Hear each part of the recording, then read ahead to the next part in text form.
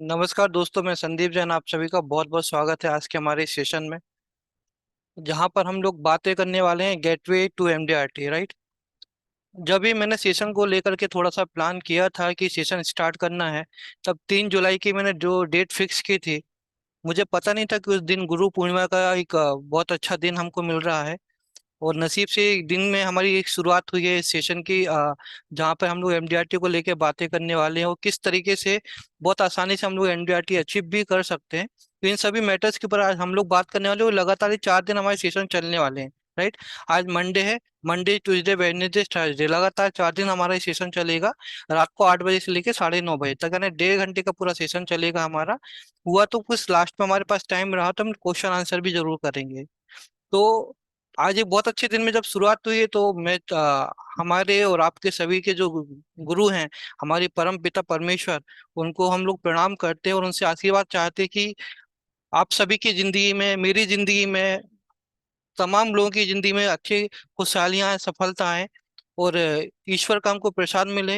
यही मेरी शुभकामनाएं हैं और इसी के साथ मैं आप लोगों को इसकी बहुत सारी शुभकामनाएं देना चाहता हूँ।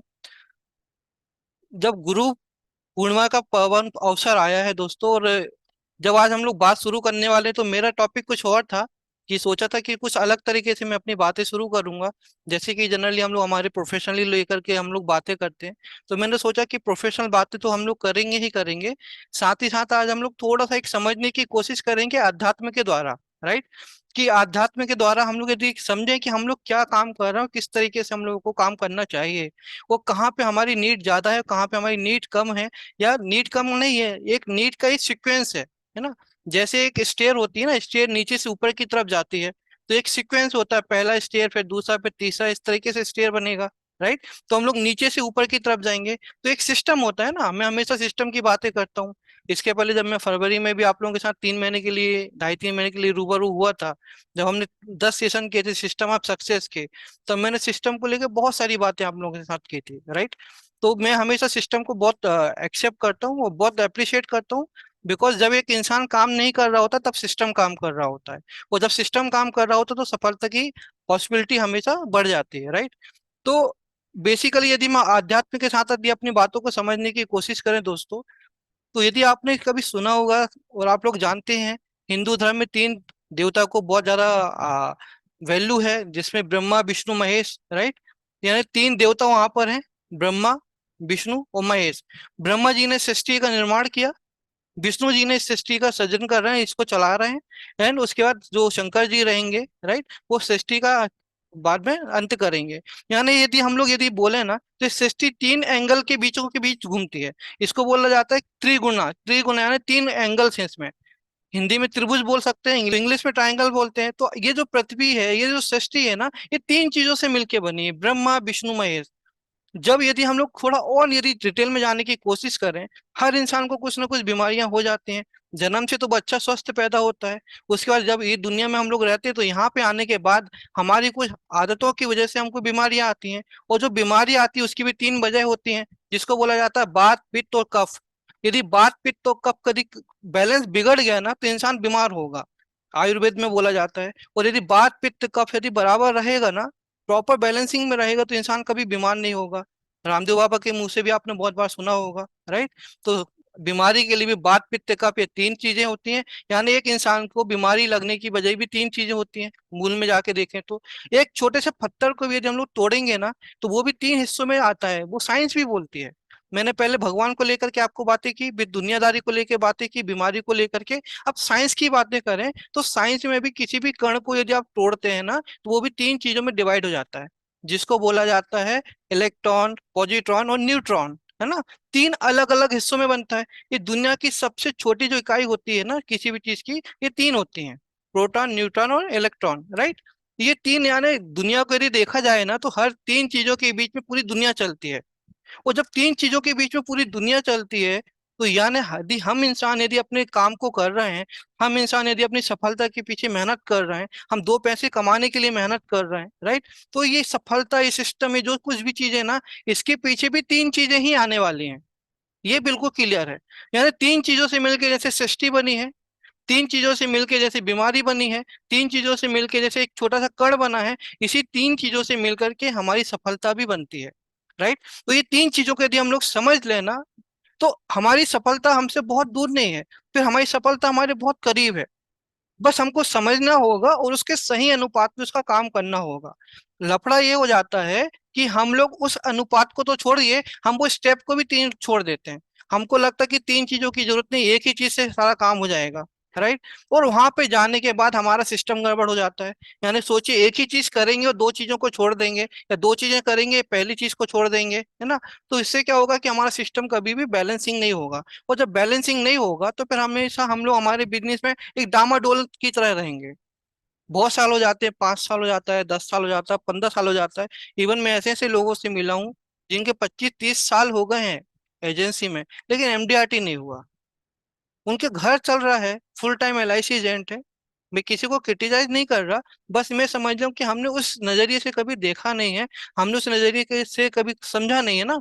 इसकी वजह से ये होता है कि हम लोग उस चीज को, बहुत बड़े एक अहम पार्ट को हम लोग मिस कर जाते हैं। और उस अहम पार्ट को जब मिस करेंगे तो हमको सफलता नहीं मिलती। राइट। तो आज ये गुरु पूर्णिमा का समय है ना, तो इस गुरु पूर्णिमा के समय में आज हम लोग यही चीज समझने की कोशिश करेंगे। और एक सच्चा गुरु ये होता है जो ये नहीं बोलता कि आप ये करो तो आपको सफलता मिलेगी। एक गुरु ये बोलेगा कि आप ये मत करो, ये जो चीज इनको छोड़ दो। क्योंकि बाय डिफॉल्ट हर इंसान ईमानदार पैदा होता है। बाय डिफॉल्ट हर इंसान एक स्वस्थ पैदा होता है। बाय डिफॉल्ट हर इंसान अपने पाप और पुण्य का जीरो बैलेंस लेके पैदा होता है। वो तो बाद में हम लोग पाप पुण्य, बीमारियां और वो बाकी की चीजें हमारी बाद में जुड़ती चली जाती हैं। राइट। यानी शुरुआत में तो हम जीरो हैं। तो हमारा गुरु हमको ये सिखाता है कि यदि आप अपनी आदतों को सुधार लेंगे, आपको कुछ अच्छा करने की जरूरत नहीं है। बस आप अपनी आदतों को सुधार लेंगे, आप अपनी एक्टिविटी को सुधार लेंगे, तो आप वैसे ही अच्छे हो। आपको अच्छा बनने के लिए बहुत एफर्ट डालने की कोई जरूरत है नहीं। राइट। उसी तरीके से मैं आपसे बोलता हूँ कि यदि मुझे एमडीआरटी अचीव करना है और मुझे अपनी सफलता पानी है, तो मुझे सिर्फ अपने सिस्टम को सुधार लेना है। सुधारने से मेरा मतलब है कि जो चीज मेरी कम हो रही उस चीज को मैं दूर करूंगा, है ना। जहां पे मैं गलती कर रहा हूँ वो गलती करना कम करूंगा, ऑटोमेटिकली आपका सिस्टम सुधर जाएगा। आपको अपने सिस्टम को सुधारने के लिए कोई हिमालय चढ़ने की जरूरत नहीं है। आपको अपना सिस्टम सुधारने के लिए बहुत हजारों लाखों करोड़ रुपए की कोई जरूरत नहीं है। सिस्टम सुधरेगा बस आपके थॉट से। राइट।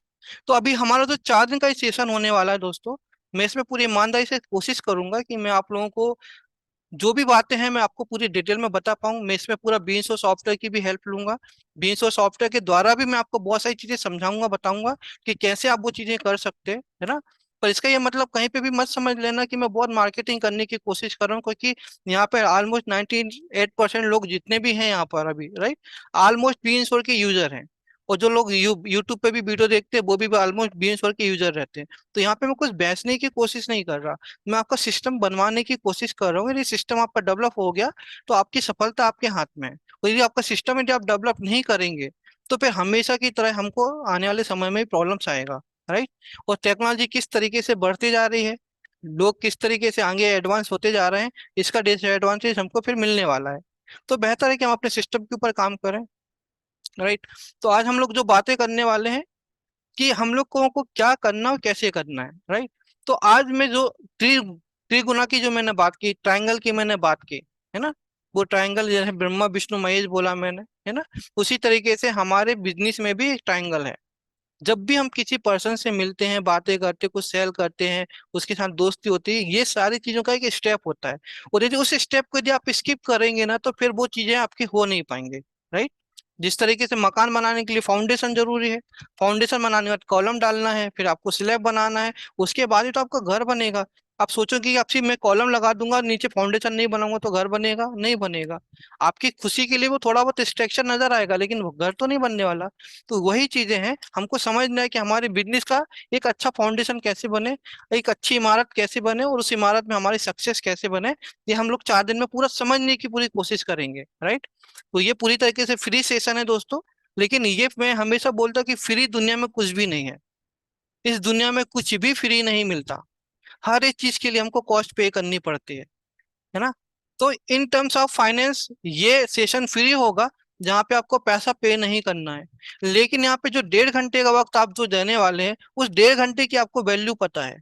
और यदि वैल्यू पता नहीं तो आपको पता होनी चाहिए कि आप अपने अपने जीवन का 1.5 घंटे यदि यहाँ पे दे रहे हैं तो इसका कुछ आउटपुट निकालें। क्योंकि ये पैसे में नहीं है, पैसों से कहीं ज्यादा कीमत है आपके समय की। इस 1.5 घंटे में शायद आप किसी पार्टी से मिले होते, इस 1.5 घंटे में शायद आप किसी को कुछ मिल करके कुछ बिजनेस सेल कर रहे होते, या कुछ आप प्रोस्पेक्टिंग कर रहे होते। तो 1.5 घंटे यदि आप इस सेशन में देने वाले हैं तो ये आपका बहुत बड़ा इन्वेस्टमेंट है, राइट। तो इस इन्वेस्टमेंट को समझिए, आप अपने समय की कीमत को समझिए, और आप 1.5 घंटे दे रहे हैं तो उस 1.5 घंटे की कीमत के हिसाब से ये समझिए, यदि आपके 1.5 घंटे की कॉस्ट सपोज करिए 5,000 रुपये है, तो आप ये समझिए कि इस सेशन में बैठने का आपने 5,000 रुपये पे किया है, राइट। पैसा मुझे पे नहीं करना है, मैं तो पैसा ले नहीं रहा हूँ, लेकिन सेशन में बैठने के लिए जो आप टाइम दे रहे हैं वो आपके टाइम की कीमत है। हो सकता है कि बिजनेस नहीं कर रहे होते तो आप अपने परिवार के साथ एक अच्छा समय बिता रहे होते, परिवार के साथ नहीं है तो अपने दोस्तों के साथ होते, दोस्तों के साथ नहीं तो आप शायद पूजा पाठ कर रहे होते, पूजा पाठ नहीं तो आप कुछ अच्छी बुक पढ़ रहे होते, बुक नहीं तो कुछ अच्छी वीडियो देख रहे होते, कुछ ना कुछ तो कर रहे होते ना। वो आप वो सब छोड़ के यदि यहाँ पर बैठे हैं, यानी आपने अपना समय यहाँ पे दिया, तो ये आपका बहुत बड़ा इन्वेस्टमेंट है, और इस इन्वेस्टमेंट का आपको पूरी तरीके से यूटिलाइज करना आपका काम है, राइट। तो कभी भी अपने किसी भी समय को बर्बाद ना करें, अपने समय का यूज करें। उस तरीके से हम लोग अब अपनी बातें शुरू करेंगे दोस्तों। तो जैसे मैंने बोला कि हम लोग ट्रायंगल की बात करें, बिजनेस में भी हमारा ट्रायंगल है। तो मैं समझता हूँ कि जो बिजनेस को जितना भी मैंने समझा है इतने सालों में, पिछले 17 साल से मैं इंश्योरेंस फील्ड में काम कर रहा हूँ, इंश्योरेंस के सॉफ्टवेयर डेवलपमेंट के ऊपर काम कर रहा हूँ, और बहुत लोगों से वास्ता पड़ा है, बहुत लोगों से मिला हूँ, बातें कर रहा हूँ। और चूंकि एक इंजीनियर हूँ, तो हर एक चीज को देखने का एक नजरिया मेरा अपना अलग तरीके से रहता है। हर एक चीज को लॉजिक के साथ देखने की कोशिश करता हूँ, प्रोफेशनल तरीके से देखने की कोशिश करता हूँ। और बिजनेस बैकग्राउंड से ऑलरेडी हूँ तो बिजनेस के बारे में भी समझता हूँ। तो बिजनेस में भी तीन चीजें होती हैं दोस्तों, यदि तीन चीजों में से यदि एक भी चीज मिस करेंगे ना, तो हमको बहुत ज्यादा उसका खामियाजा भोगना पड़ता है, राइट। तो तीन चीजें कौन सी होती हैं, मैंने यहाँ पे कोई पीपीटी नहीं बनाई है, सिंपल मैं आपको समझाते चलूंगा। ऑलरेडी आप लोगों को वो पता भी है, मेरे 20 सॉफ्टवेयर की यूज करते हैं, तो आपको वो चीजें उसमें पता है। बट उसको अब मैं समझाने की कोशिश करूंगा कि क्यों यूजफुल है। तो तीन चीजें जो होती हैं दोस्तों, पहला होता है प्री सेल, राइट। एक होता है सेल, एक होता है पोस्ट सेल। तीन चीजें हो गई, अच्छे से समझना। Pre sale, sale and post sale. Pre sale का मतलब ये होता है कि सेल करने के पहले की जो सारी एक्टिविटी होती है, आपको किसी भी चीज को सेल करना है उसके पहले की जो सारी एक्टिविटी होती है उसको हम बोलते हैं प्री सेल, राइट। जब हम किसी चीज को सेल करते हैं, प्रेजेंट करते हैं, सेल करते हैं, उस समय की जो एक्टिविटी होती है उसको हम लोग बोलते हैं सेल। सेल का ये मतलब नहीं होता कि 5, 10, 15 मिनट का प्रेजेंटेशन है, सेल की एक्टिविटी भी लंबी चलती है, राइट। तो प्री सेल की एक्टिविटी होती है, देन सेल की एक्टिविटी होती है, और जो सेल हो जाता है उसके बाद उसका पोस्ट सेल की एक्टिविटी होती है, राइट। तो बिजनेस में हमको तीनों तरफ काम करना होता है, लेकिन वो आपको सेल तक पहुंचने और सेल के बाद पोस्ट सेल में पहुंचने के लिए सबसे ज्यादा जरूरी जो होता है वो होता है प्री सेल, जिसको हम लोग सबसे ज्यादा इग्नोर करते हैं, सबसे ज्यादा इग्नोर करते हैं। हमको ये लगता है कि प्री सेल की कोई जरूरत ही नहीं है, हमको पार्टी से हम लोग मिलेंगे, जाएंगे, मिलेंगे, बातें करेंगे, अपने कोई कंसेप्ट हम उसको दिखाएंगे, या हम उसको कोई पोस्टर दिखाएंगे, हमने उसको कोई कॉम्बिनेशन पोस्टर भेज दिया, कोई जाकर के डायरेक्ट कॉम्बिनेशन मिलके बता दिए, और पार्टी ने देखा, समझा, उसने हमको टाइम दिया, मिला, जो भी हुआ, तो हमको लगता है कि शायद यही एक्टिविटी मैटर करती है। इसके पहले की एक्टिविटी का काम क्या है, और यदि इसके पहले की एक्टिविटी यदि आप नहीं करे रहेंगे तो आपके बानी की आगे की एक्टिविटी कभी भी फ्रूटफुल नहीं हो पाएंगे। यही वजह होती है कि हम लोग जब 10 लोगों से मिलते हैं तो हमारा कभी कभी एक सेल होता है, कभी कभी एक भी सेल नहीं होता। ये बात अलग है कि हम अपने दिल को खुश रखने के लिए जरूर बोलते हैं कि मैं 10 लोगों से मिलता हूँ तो 6, 7 लोगों को भेज देता हूँ, ये करता हूँ, वो करता हूँ। ये आपके दिल को खुश रखने का तरीका है। हकीकत ऐसा कुछ भी नहीं होता, मैं बहुत अच्छे से जानता हूँ, अच्छे अच्छे लोगों से मिला हूँ, है ना। तो सेल का 10 लोगों से मिलोगे, 6, 7 लोगों को बेचोगे, ऐसा बहुत कम होता है। धोखा से कभी तुक्का लग गया तो हो जाता है ना, धोखा से। तो जनरली 2, 3% आपको 2, 3 लोगों का सेल होता है ना, 10% के लेकर के 20, 30% का रेशो आता है। लेकिन यदि आपने प्रॉपर तरीके से प्री सेल का यूटिलाइजेशन किया है, प्री सेल के ऊपर यदि आपने काम किया हुआ है ना, तो आपका सेल की पॉसिबिलिटीज बढ़ जाती हैं, राइट। तो कभी भी हमको डायरेक्ट सेल के ऊपर जंप करने के पहले प्री सेल के ऊपर अपनी मेहनत कीजिए, प्री सेल के साथ काम कीजिए, प्री सेल के साथ काम करने के बाद ही आप सेल की तरफ जंप करिए। अब प्री सेल आपका एक दिन में भी हो सकता है, 2 दिन में भी हो सकता है, 5 दिन में भी हो सकता है, और 1 महीना और 1 साल में भी हो सकता है। अब प्री सेल हम किस तरीके से करेंगे, हम उसके ऊपर समझने की पूरा पूरा कोशिश करेंगे, राइट। बेसिकली प्री सेल के अंदर जो पार्ट आता है ना, वो आता है हमारा प्रोस्पेक्टिंग, राइट। जो बहुत सारे लोग बोलते हैं सस्पेक्टिंग करना, देन प्रोस्पेक्टिंग करना, फिर उसका लीड करना, फिर उसका फैक्ट फाइंडिंग करना, ये सारी चीजें मैं उसमें बहुत बेसिक लेवल पे दो ही चीजों को लेकर के बातें करता हूँ कि हमारा जो लीड होता है, पहला पार्ट वो आता है, दूसरा आता है फैक्ट फाइंडिंग का, राइट। लीड और फैक्ट फाइंडिंग यदि मेरी सही तरीके से यदि मैं कर पा रहा हूँ, तो ये समझ लीजिए कि आपका सेल का रेशियो बहुत ज्यादा बढ़ जाएगा। अब लीड का मतलब सिंपली ये नहीं होता कि मैं लोगों का नाम लिख करके अपने मोबाइल पे डाल दूं, या अपनी एक एक्सेल की लिस्ट बना लूं, या अपनी डायरी बना लूं और उसमें सिर्फ नाम लिखना शुरू करूं। नहीं, लीड का मतलब ये होता है कि जब आप किसी पार्टी का नाम लिखना शुरू करेंगे, तो उस पार्टी से मिलने के बाद आप उसका फॉलोअप, एंड फॉलोअप के बाद उसका फैक्ट फाइंडिंग, वो फैक्ट फाइंडिंग के बाद फिर उसका अगेन फॉलो अप, और फॉलो अप के बाद फिर सेल की मीटिंग के बाद फिर फॉलो अप, और फॉलो अप का फिर वापस से सेल मीटिंग, और उसके बाद आपका सेल। और जब सेल होगा तो उसके बाद अगेन आपका फॉलो अप। यानी जो फॉलो अप का पार्ट है ना, ये हर स्टेप में आपके साथ चलेगा। हम लोग ये फॉलो अप का जो डेटा मैनेज करना है ना, वो छोड़ देते हैं, राइट। मैं बहुत बेसिक एग्जांपल दे करके बातें करता हूँ। तो जो प्री सेल का पार्ट है ना, प्री सेल में सिर्फ लीड एंट्री करने का एक पार्ट नहीं होता, लीड एंट्री करने के बाद उसका फैक्ट फाइंडिंग सबसे अहम पार्ट आता है, राइट। और उसका फॉलो का पार्ट आता है। तो अभी हम लोग आज दो बातें करने वाले, इन्हीं के ऊपर से बातें करने वाले कि वो किस तरीके से होगा हमारा प्री सेल का पार्ट, जो यहाँ पे आप देख पा रहे हैं ना। यहाँ पे प्री सेल मैनेजमेंट जो यहाँ पे ग्रीन कलर का है, इसको इसलिए मैंने यहाँ पे लिखा है प्री सेल मैनेजमेंट, है ना। प्री सेल इसका पार्ट रखा हुआ है, देन मेरा यहाँ पे सेल का पार्ट रखा हुआ है, और आप देखेंगे सर्विस का जो यहाँ पे है, तो सर्विस में यहाँ पे आ रहा है पोस्ट सेल सर्विसेज, है ना। पोस्ट सेल यानी हमारी सेल होने के बाद की सर्विसेज यहाँ पे रहने वाली हैं। तो हम लोग अभी जो बात करने वाले हैं वो प्री सेल के ऊपर से बात करने वाले हैं। क्योंकि जब मैं बहुत सारे दोस्तों से बात करता हूँ ना, तो दोस्तों का क्या बोलना रहता है कि सर, किससे मिलना है, क्या करना है, वो हमारे माइंड में है, हमको पता है, ध्यान में है। लेकिन मैं आपको एक बात बताऊं, आपके दिमाग का काम है कुछ क्रिएटिव करने का। आपके दिमाग का काम नहीं है कि उसमें पूरा डेटा का स्टोरेज करने का, कि किससे मिलना है, कब मिलना है, कहाँ जाना है, कैसे जाना है। और हम लोग पूरा डेटा कभी भी याद नहीं रख सकते। यही बात होती है कि बहुत बार ऐसा होता है कि हम किसी पार्टी से मिलते हैं, वो किसी पार्टी से मिलने का वो पार्टी हमको एक टाइम दे देता है कि हम इस दिन मिलेंगे, है। और उस दिन हमको वो याद ही नहीं आता उस पार्टी से मिलने के लिए। यदि मैं अपने आप को एक इंश्योरेंस प्रोफेशनल बोलता हूँ, आप लोग जब अपना एक ग्रीटिंग शेयर करते हैं ना, तो वहां पे लिखा रहता है सीनियर फाइनेंशियल एडवाइजर।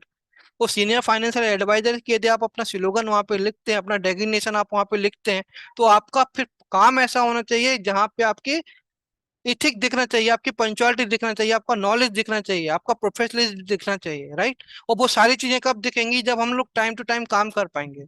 तो जब मुझे मान लीजिए, मैं किसी एक एग्जांपल की बात करता हूँ कि मैं किसी एक पार्टी से मिलता हूँ, मैं थोड़ा थोड़ा सा यहाँ पे बीन्स और का भी पार्ट लेके चलूंगा, ताकि आपको समझ में आएगा कि मैं पीसीएल की क्या बात करना चाह रहा हूँ आपसे, राइट। तो जब मैं किसी पार्टी से मिलता हूँ, तो पार्टी से मिलने के बाद क्या होता है, सपोज करिए एक पवन नाम के पर्सन से मेरी मुलाकात हुई, तो मैं पवन का नाम और नंबर ले लेता हूँ। जब मैं पार्टी से मिलता हूँ, तो मुझसे ऑब्वियसली इंश्योरेंस के संबंध में थोड़ी सी बातें शुरू करता हूँ, जो कि मैं कोशिश करता हूँ कि अवॉइड की जाए। इंश्योरेंस की बात कभी भी किसी पर्सन से डायरेक्टली कभी नहीं करनी चाहिए।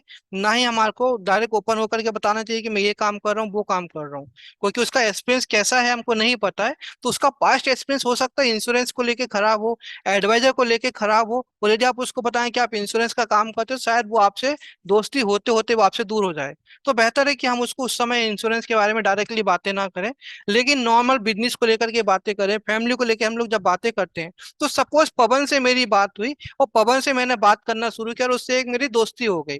अब जब पवन से मेरी दोस्ती हो गई और मैंने पवन का नंबर लिया, तो पवन का नंबर लेके हम लोग क्या करते हैं दोस्तों, अपने फोन बुक में जाकर के नंबर सेव कर लेते हैं, राइट। पवन लिख लेंगे, उसका सरनेम लिख लेंगे, नंबर लेकर के सेव कर लेंगे। पवन से बात हुई, पवन से वो आपको दोबारा मिलने की बात हुई, कब मिलेंगे, कैसे मिलेंगे, नॉर्मल हमारी बातें होती है। अब सोचिए कि पवन से मिलने के लिए आपको नाम ही याद नहीं आया कि मैं 2 दिन पहले, 5 दिन पहले किस पर्सन से मिला था। आप लोग सब लोग अपने मन में डिसाइड बताइए मुझे, अपने मन में करना है, मुझे बोलना नहीं है। जस्ट सोचिए कि आज से 1 हफ्ते पहले आप कितने लोगों से पर्टिकुलर डे में मिले थे, लास्ट मंडे को कितने लोगों से आपकी मीटिंग हुई थी, कितने नए लोगों से आप मिले थे, कितने नए लोगों के नंबर्स आपने लिए थे। यदि आपने कहीं सिस्टम पे लिखा होगा तो आपको ध्यान में होगा। ध्यान में होगा इसका मतलब सिस्टम में होगा जहां से आप देख सकते हैं। आपको यदि कोई सिस्टम ही नहीं है, आपने कहीं पे नोट ही नहीं किया कि पिछले मंडे को मैं कितने लोगों से मिला था, क्या क्या बातें हुई थी, या उसके पहले के मंडे, या उसके पहले के मंडे, या उसके पहले के मंडे, आप जितने भी दिन को आप बैक करके जाइए, आपको याद ही नहीं रहेगा कि आप किस पर्सन से मिले थे, आपकी क्या बातें हुई थी, किस संबंध में बात हुई थी। और पार्टी का आपको फिर फोन आता है कभी कभी, सर मैंने आपसे वो, आप बोलते मैं भूल गया, सॉरी सॉरी, राइट। तो ऐसा बहुत बार हमारे साथ होता है कि हम लोग हमारे कामों में मसरूफ हो जाते हैं, हम लोग शायद नए लोगों को ढूंढने के लिए मसरूफ हो जाते हैं, और जो पुराने जो हमारे पास लोग हैं, जो पुराना हमारे पास डेटा वो हमारा चला जाता है। क्यों? क्योंकि फोन बुक में जाने के बाद वो नंबर कहाँ पे था, कौन से नाम से था, कहाँ मिला था, वो याद नहीं रहता। क्योंकि हर एक इंश्योरेंस एडवाइजर की फोन बुक में यदि आप जाके देखोगे तो तकरीबन 5,000, 6,000, 8,000 नंबर रहते हैं, लेकिन वो नंबर का कोई सीक्वेंस ही पता नहीं चलता। बहुत बार आपकी फोन बुक में आप जाके देखिए, मैं आपको दावे से बोलता हूँ 30 से 40% नाम ऐसे रहेंगे जिसका आपको याद ही नहीं होगा कि पर्सन कौन है। कहीं पे सुधीर लिखा होगा, कहीं महेश लिखा होगा, कहीं रमेश लिखा होगा, कहीं संदीप लिखा होगा, कहीं मनोज लिखा होगा, कहीं राहुल लिखा होगा। सरनेम भी होगा तो ध्यान में नहीं होगा कि इससे कब मिला था, कब बातें की थी। तो फिर मुझे ये बताइए कि इतने सारे लोगों से मिलने के बाद, इतना डेटा कलेक्ट करने के बाद आपको मिला क्या फिर, हासिल क्या हुआ? इतने नंबर रखने के बाद भी यदि आपको 30%, 40% नंबर का यदि समझ में नहीं आ रहा कि इससे कब मुलाकात हुई थी, क्या बातें हुई थी, तो उस डेटा का आपके लिए क्या काम? ठीक है, आपने दिमाग में ध्यान में नहीं रखा, लेकिन आपने मोबाइल पे रखा, तो वो मोबाइल पे रखने के बाद भी यदि आप उसका कोई यूज नहीं कर पाए तो फिर उस डेटा का क्या काम है आपका? राइट? हर किसी के साथ ऐसा होता है। आप अपनी फोन बुक उठा के देखिए, आपको पता चल जाएगा कितने लोगों का है। यानी हमने प्री सेल का काम कहीं सही तरीके से किया ही नहीं ना। यदि प्री सेल सही तरीके से किया होता तो ये डेटा मेरे लिए यूजफुल होता, लेकिन मैंने प्री सेल का सही तरीके से यूज नहीं किया तो ये डेटा मेरे लिए किसी भी काम का नहीं रहा। राइट? बहुत बेसिक लेवल पे मैं आपसे बातें कर रहा हूँ, बहुत बेसिक बेसिक बातें कर रहा हूँ, बहुत एडवांस बातें नहीं कर रहा। मैंने बोला ना शुरू में कि हम लोग जो गलती करते हैं उस गलती को ही हम लोग सुधार लें तो हम लोग वैसे भी बहुत अच्छे हैं। यदि उस गलती को सुधार के यदि आप सही तरीके से काम करने लगे तो ऑटोमेटिकली वो सही तरीके का काम हो जाएगा। तो अब ये अपने फोन बुक में इतने नंबर्स रखने के बाद आपको फिर उनमें नंबर ही याद नहीं आएगा तो आपका यूज क्या हुआ उन नंबर्स लेने का? शायद उन नंबर्स को लेने के लिए आपने कहीं ना कहीं दोस्त से रेफरेंस मांगा होगा, कहीं आपने उसके नंबर नहीं दे रहा हुआ तो आपने उससे रिक्वेस्ट करके नंबर लिया होगा, लेकिन नंबर का यूज क्या? तो सिर्फ डेटा रखने से कुछ नहीं होगा, है ना? जैसे कि हमारे घर में सपोज करिए कि बहुत सारा खाना बन गया है और आपकी भूख ही लिमिटेड है, आपको 4 चपाती ही खाना है, तो 4 चपाती के हिसाब से ही आप खाना खा पाएंगे। 40 चपाती बना के रखने से क्या करोगे? वो तो खराब ही होने वाली है। तो आपके मोबाइल में आप जो डेटा भर के रख रहे हैं वो डेटा का करोगे क्या? वो तो खराब ही होने वाला है। तो हमको उतना ही डेटा हम लोग मैनेज करें जितना मैं काम कर पा रहा हूँ, और डेटा को सही तरीके से मैनेज करें। ये बहुत बेसिक लेवल पे है। राइट? तो भी कोशिश ये करिए कि जब भी आपको कोई पर्सन पर्सन आपको मिलता है, आपसे किसी पर्सन की बात होती है, आप बीइंग सॉफ्टवेयर में जाते हैं, आप बीइंग सॉफ्टवेयर को ओपन करिए, फोन बुक ओपन ना करके बीइंग सॉफ्टवेयर को ओपन कीजिए। यहाँ पर लीड पे चले जाइए। लीड के ऊपर जब आप क्लिक करेंगे तो यहाँ पे आपको पूरी लिस्ट आएंगी जितने लोगों के आपने एंट्री करी होंगी। राइट? और यहाँ पे जाकर के ऐड न्यू में क्लिक कर दीजिए। ये ऐड न्यू में जैसे आप क्लिक करेंगे यहाँ पे पार्टी का नाम लिखिए। राइट? सपोज करिए मैंने यहाँ पे जाकर के लिख दिया राहुल, उसका डेट ऑफ बर्थ यदि मुझे मिला है तो मैं यहाँ पे टिक करके date of birth, actual date of birth यहाँ पे डाल दूंगा जो भी उसकी डेट ऑफ बर्थ रहेंगी। और ये डेट ऑफ बर्थ नहीं मिली है तो मैं इसको क्या करूंगा, कैंसिल करके यहाँ पे अनटिक कर दूंगा, और अप्रोक्सीमेट एज कितनी है मैं वो एज डाल दूंगा। डेट ऑफ बर्थ मिल जाए तो बेस्ट है, नहीं मिलती है तो आप उसको अनटिक करके यहाँ पे एज डाल दीजिए। सपोज करिए 35 साल का है।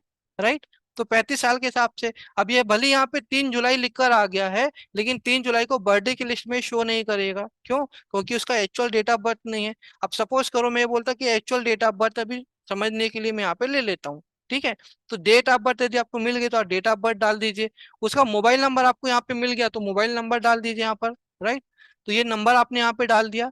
ये डालने का उसका अल्टरनेट नंबर रहा। देखिए, जब भी हम किसी का मोबाइल नंबर मांगते हैं, आपकी मेरी मुलाकात होगी तो मैं बोलूंगा सर आपका नंबर बता दीजिए। तो आपका नंबर यदि मैं लूंगा तो मैं आपकी डेट ऑफ बर्थ नहीं मांग पाऊंगा जब मैं फोन बुक पे नंबर एंटर करूंगा तो।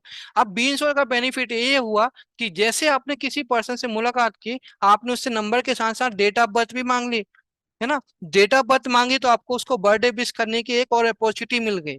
यानी यही नंबर यदि मैं फोन बुक में डाला होता तो ये मुझे वहां पे डेट ऑफ बर्थ नहीं मिला होता तो मुझे बर्थडे विश करने की अपॉर्चुनिटी नहीं मिली होती। मुझे यहाँ पे डेट ऑफ बर्थ मिल गई, इससे मैं बर्थडे विश कर पाऊंगा। सपोज डेट ऑफ बर्थ कोई नहीं दे रहा है तो आप अप्रोक्सीमेट एज डाल सकते हैं। राइट?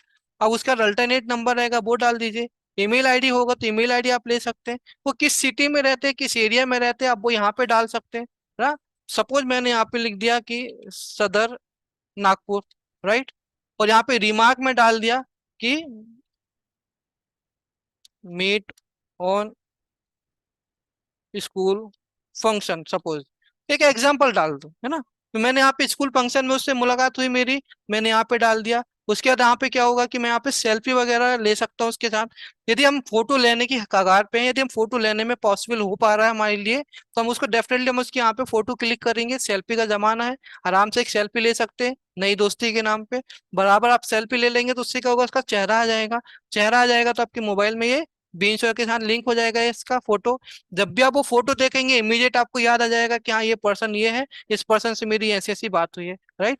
तो इमीडिएट आपको यहाँ पर क्या होगा, फोटो देखने से याद आ जाएगा। अभी आप उससे नेक्स्ट टाइम कब मिलेंगे, बात ही बात में आपने पूछा, मैंने बोला कि इंश्योरेंस के संबंध में बात नहीं करनी।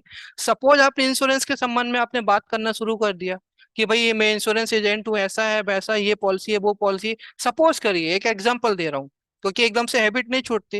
वो बंदे ने बोल दिया कि ठीक है अपन मिलेंगे 10 दिन के बाद मिलेंगे। आप यहाँ पे 10 दिन के बाद की डेट डाल दीजिए, जो भी नेक्स्ट फॉलोअप डेट है, कब आप उससे मिलने वाले वो डेट आप यहाँ पे डाल दीजिए। टाइम को आप यहाँ पे डाल दीजिए, राइट। इससे क्या होगा कि उस डेट पे, पर्टिकुलर डेट में आपको याद आ जाएगा। यदि यहाँ पे मैंने सपोज करिए एक एग्जांपल के लिए मैं भी 4 तारीख की डेट डाल देता हूँ, ठीक है। अभी हमारा 3-4 दिन का डेमो चलना है, इसके लिए मैं 4 तारीख की डेट डाल देता हूँ कि कल की डेट में हम लोग मिलेंगे शाम को 5 बजे के, ठीक है, या 6 बजे की डेट में मिलने का मैंने एक यहाँ पे टाइम डाल दिया कि मैं 6 बजे मिलूंगा आपसे। तो 6 बजे का मैंने यहाँ पे टाइम डाल दिया। उसके बाद मैं यहाँ पे क्या करूंगा, यहाँ पे अपडेट कॉन्टेक्ट बुक करूंगा, राइट। तो जैसे अपडेट कॉन्टेक्ट बुक करूंगा तो ये जो राहुल नाम के पर्सन है, ये जो राहुल है इसका ये मोबाइल नंबर के साथ ये मेरा यहाँ पे बीन्स में भी डेटा सेव हो जाएगा। और साथ ही साथ मेरा यहाँ पे डेटा, ये मेरा फोन बुक ओपन हो गया। फोन का जो मोबाइल नंबर हम लोग जहाँ पे सेव करते हैं वो वाला बुक यहाँ पे आ गया, है ना, कॉन्टेक्ट बुक आ गया मोबाइल नंबर के लिए। और आप यहाँ पे जैसे सेव करेंगे तो ये राहुल का नंबर आपके मोबाइल पर भी सेव हो जाएगा। यानी बीन्स में सेव हो गया, साथ ही साथ आपके मोबाइल पर भी आ गया। अब आपको क्या करना है कि आपने यहाँ पे सेव करना, तो मैं यह सेव करूंगा, नहीं करना सपोज अभी मैं यहाँ पे नहीं कर रहा तो यहाँ पे नो कर दिया। अब ये होगा कि राहुल का मेरे पास यहाँ पे डेटा आ गया। अब जब यहाँ पे मैं रिफ्रेश करा तो मेरा राहुल का डेटा यहाँ पे मिल गया। अब जैसे सपोज मुझे यहाँ पे फोन करना है, यहाँ पे जाकर के उसको टैप करूंगा, ये डायरेक्ट मेरा यहाँ पे फोन नंबर आ जाएगा। मैं फोन में क्लिक करूंगा, मैं फोन करना शुरू कर दूंगा। राहुल के सपोज कीजिए फोटो मैंने ली थी, है ना। तो यहाँ पे जैसे मैं क्लिक करूंगा तो राहुल की फोटो यहाँ पे मुझे बड़ी होकर दिख जाएंगी। यानी मुझे फोटो से पता चल जाएगा कि मेरी राहुल ये पर्सन है, इससे मेरी मुलाकात हुई। हो सकता है कि आज आपको याद नहीं, 10 दिन के बाद, 15 दिन के बाद आपको याद आए। तो आपको इस तरीके से कहाँ का रहने वाला, सदर का। ये हो गया आपका एक प्रॉपर डेटा मैनेज करना, एक लीड आपको मिली, उस लीड का डेटा आपने प्रॉपर तरीके से एंटर कर दिया। ये आपके फोन बुक में भी चला गया और ये आपके बीन में भी चला गया, राइट। अब ये जो बीन्स और ये कम्प्लीटली आपका ऑफलाइन होता है, ये बीन्स का कहीं का भी सॉफ्टवेयर का बैकअप हम लोग सर्वर पे नहीं लेते। जब भी हम इसका बैकअप लेते हैं हम आपके हाथों सोशल मीडिया का अकाउंट ओपन कर देते हैं। तो आपको व्हाट्सएप पे चाहिए, आपकी ईमेल आईडी पे चाहिए, आपको कहाँ पे चाहिए आप उसका बैकअप वहां पे लीजिए। इसका कहीं पे कोई भी बैकअप बीन्स और के किसी भी सर्वर पे नहीं आता हमारे।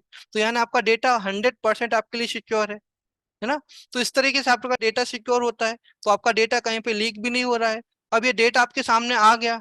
अब ये डेटा आने के बाद अब क्या होगा कि जैसे मैं 4 तारीख को, मैं सपोज करिए कि मैंने अपना मोबाइल को यहाँ पे ओपन करा। जब मैं ओपन करता हूँ कि यहाँ पे मुझे डेट ऑफ बर्थ का, तो मैंने जैसे राहुल की डेट ऑफ बर्थ 3 तारीख बोला था, तो 3 तारीख के हिसाब से आज यहाँ पे बर्थडे दिखा दिया उसने, है ना। यहाँ पे मैं उसको एसएमएस भेज सकता हूँ, यहाँ पे मैं सोशल मीडिया पे डाल सकता हूँ, कॉल कर सकता हूँ। तो इस तरीके से मेरी यहाँ पे लिस्ट बनकर आ जाती है जब भी हम लोग सॉफ्टवेयर ओपन करते हैं। अब मुझे देखना है कि फॉलोअप, तो फॉलोअप में जब मैं जाऊंगा तो मैं फॉलोअप के लिए यहाँ पे जैसे क्लिक करेंगे हम, तो आज का फॉलोअप यानी जैसे मैं मॉर्निंग में सोकर उठता हूँ, मैंने बीन्स और सॉफ्टवेयर को ओपन करा। अभी मुझे याद नहीं कि मेरी कब किससे क्या बातें हुई थी। मैंने अभी आपके सामने एक राहुल का 4 तारीख का डेटा एंटर किया था।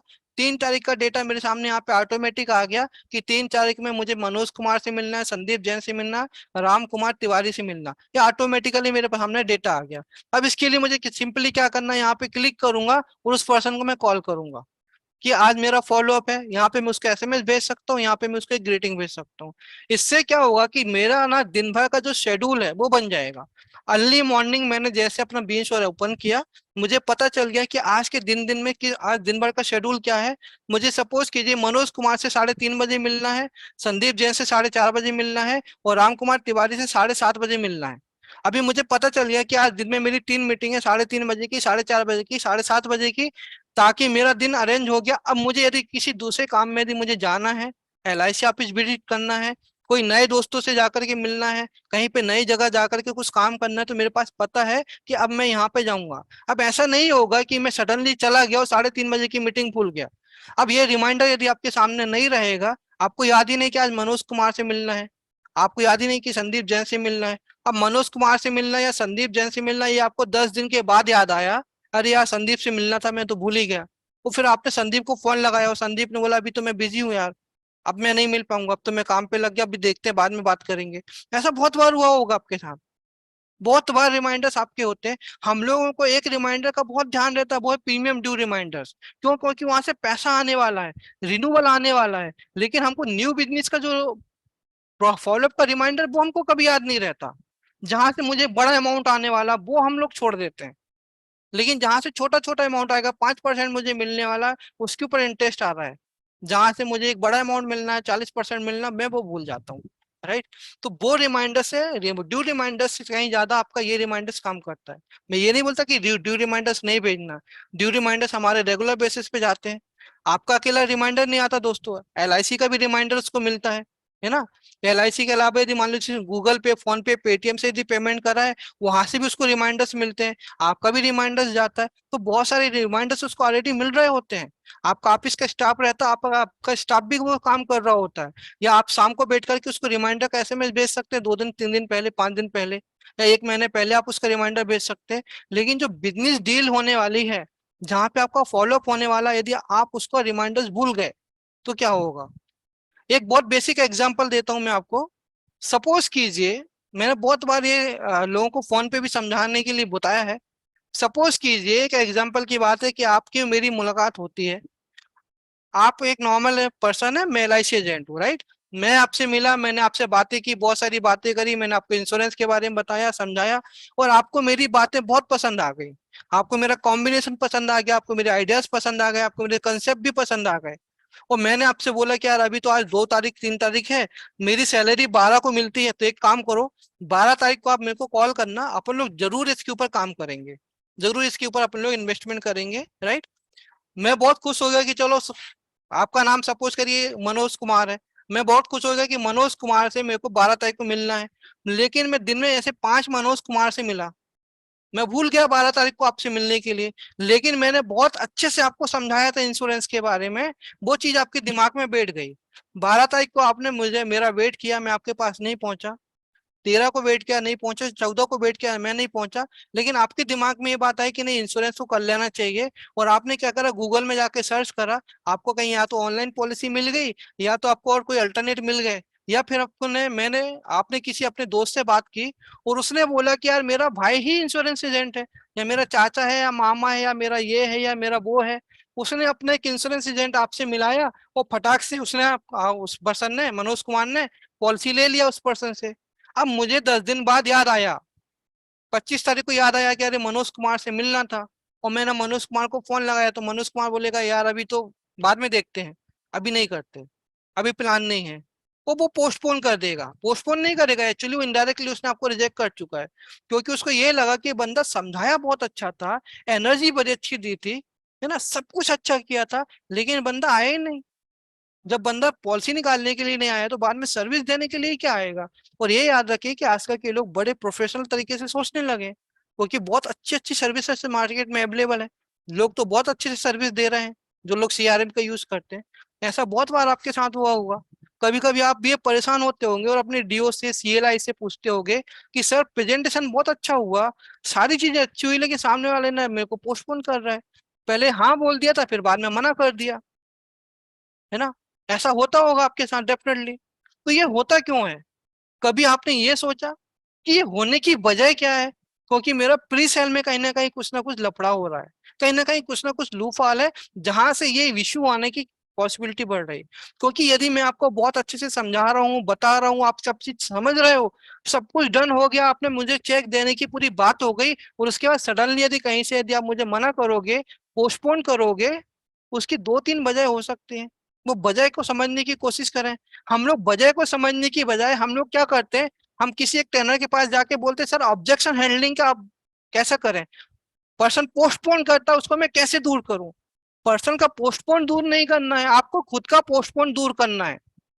ये मेरी बात कड़वी लग सकती है, वैसे भी मैं थोड़ा कड़वा बोल देता हूँ, पर आपकी सेहत के लिए, आपके बिजनेस की सेहत के लिए बड़ा अच्छा है। पर्सन का क्लाइंट पोस्टपोन कर रहा है, इसका सोल्यूशन नहीं चाहिए आपको। आप जो खुद को पोस्टपोन कर रहे होते हैं आपकी काम करने के तरीके में, उसको दूर करने के लिए आप जाइए। आप उसको दूर करने के लिए जाएंगे, आपका कस्टमर पोस्टपोन करना कम कर देगा, धीरे धीरे बंद हो जाएगा। राइट। तो यदि मुझे, मान लीजिए मुझे मनोज कुमार से 12 तारीख को मिलना है, आज की डेट 3 तारीख है, मुझे 12 को मिलना है, तो मुझे 12 को ही मिलना है पॉलिसी के संबंध में। लेकिन इसके बीच में मैं क्या करूं इन 9 दिनों में, कि मनोज कुमार के दिमाग में मैं बैठा रहना चाहिए। और जब तक मैं मनोज के दिमाग में बैठा रहूंगा तब तक मैं बाहर नहीं हूँ। और मैं 12 दिन का यदि मैंने अपॉर्चुनिटी दी और 12 दिन के बीच में मैंने एक भी बार कांटेक्ट नहीं करा है, तो उस बीच में मैं मनोज कुमार के दिमाग से मैं बाहर हो गया। और हम लोग कांटेक्ट कैसा करने की कोशिश करते हैं, हमने बताया है और एक कोई नया कॉम्बिनेशन का पोस्टर भेज देंगे। आज एक पोस्टर भेजे, 2 दिन बाद दूसरा पोस्टर भेजे, तीसरे दिन तीसरा पोस्टर भेजे। वो बंदा कंफ्यूज हो गया, कंफ्यूज हो गया पूरी तरीके से। या उसने आपका फेसबुक में जाके देखा, या आपके व्हाट्सएप के स्टेटस को देखा, आप अलग अलग अलग तरीके के पोस्टपोन, ये पोस्टर आप कॉम्बिनेशन के डाल रहे हैं। बंदा थोड़ा ना थोड़ा कंफ्यूज होता है, उसको लगता है कि ये बंदा सही है कि नहीं। तो एक प्रोफेशनलिज्म हमारी वो चीजों से नजर नहीं आता।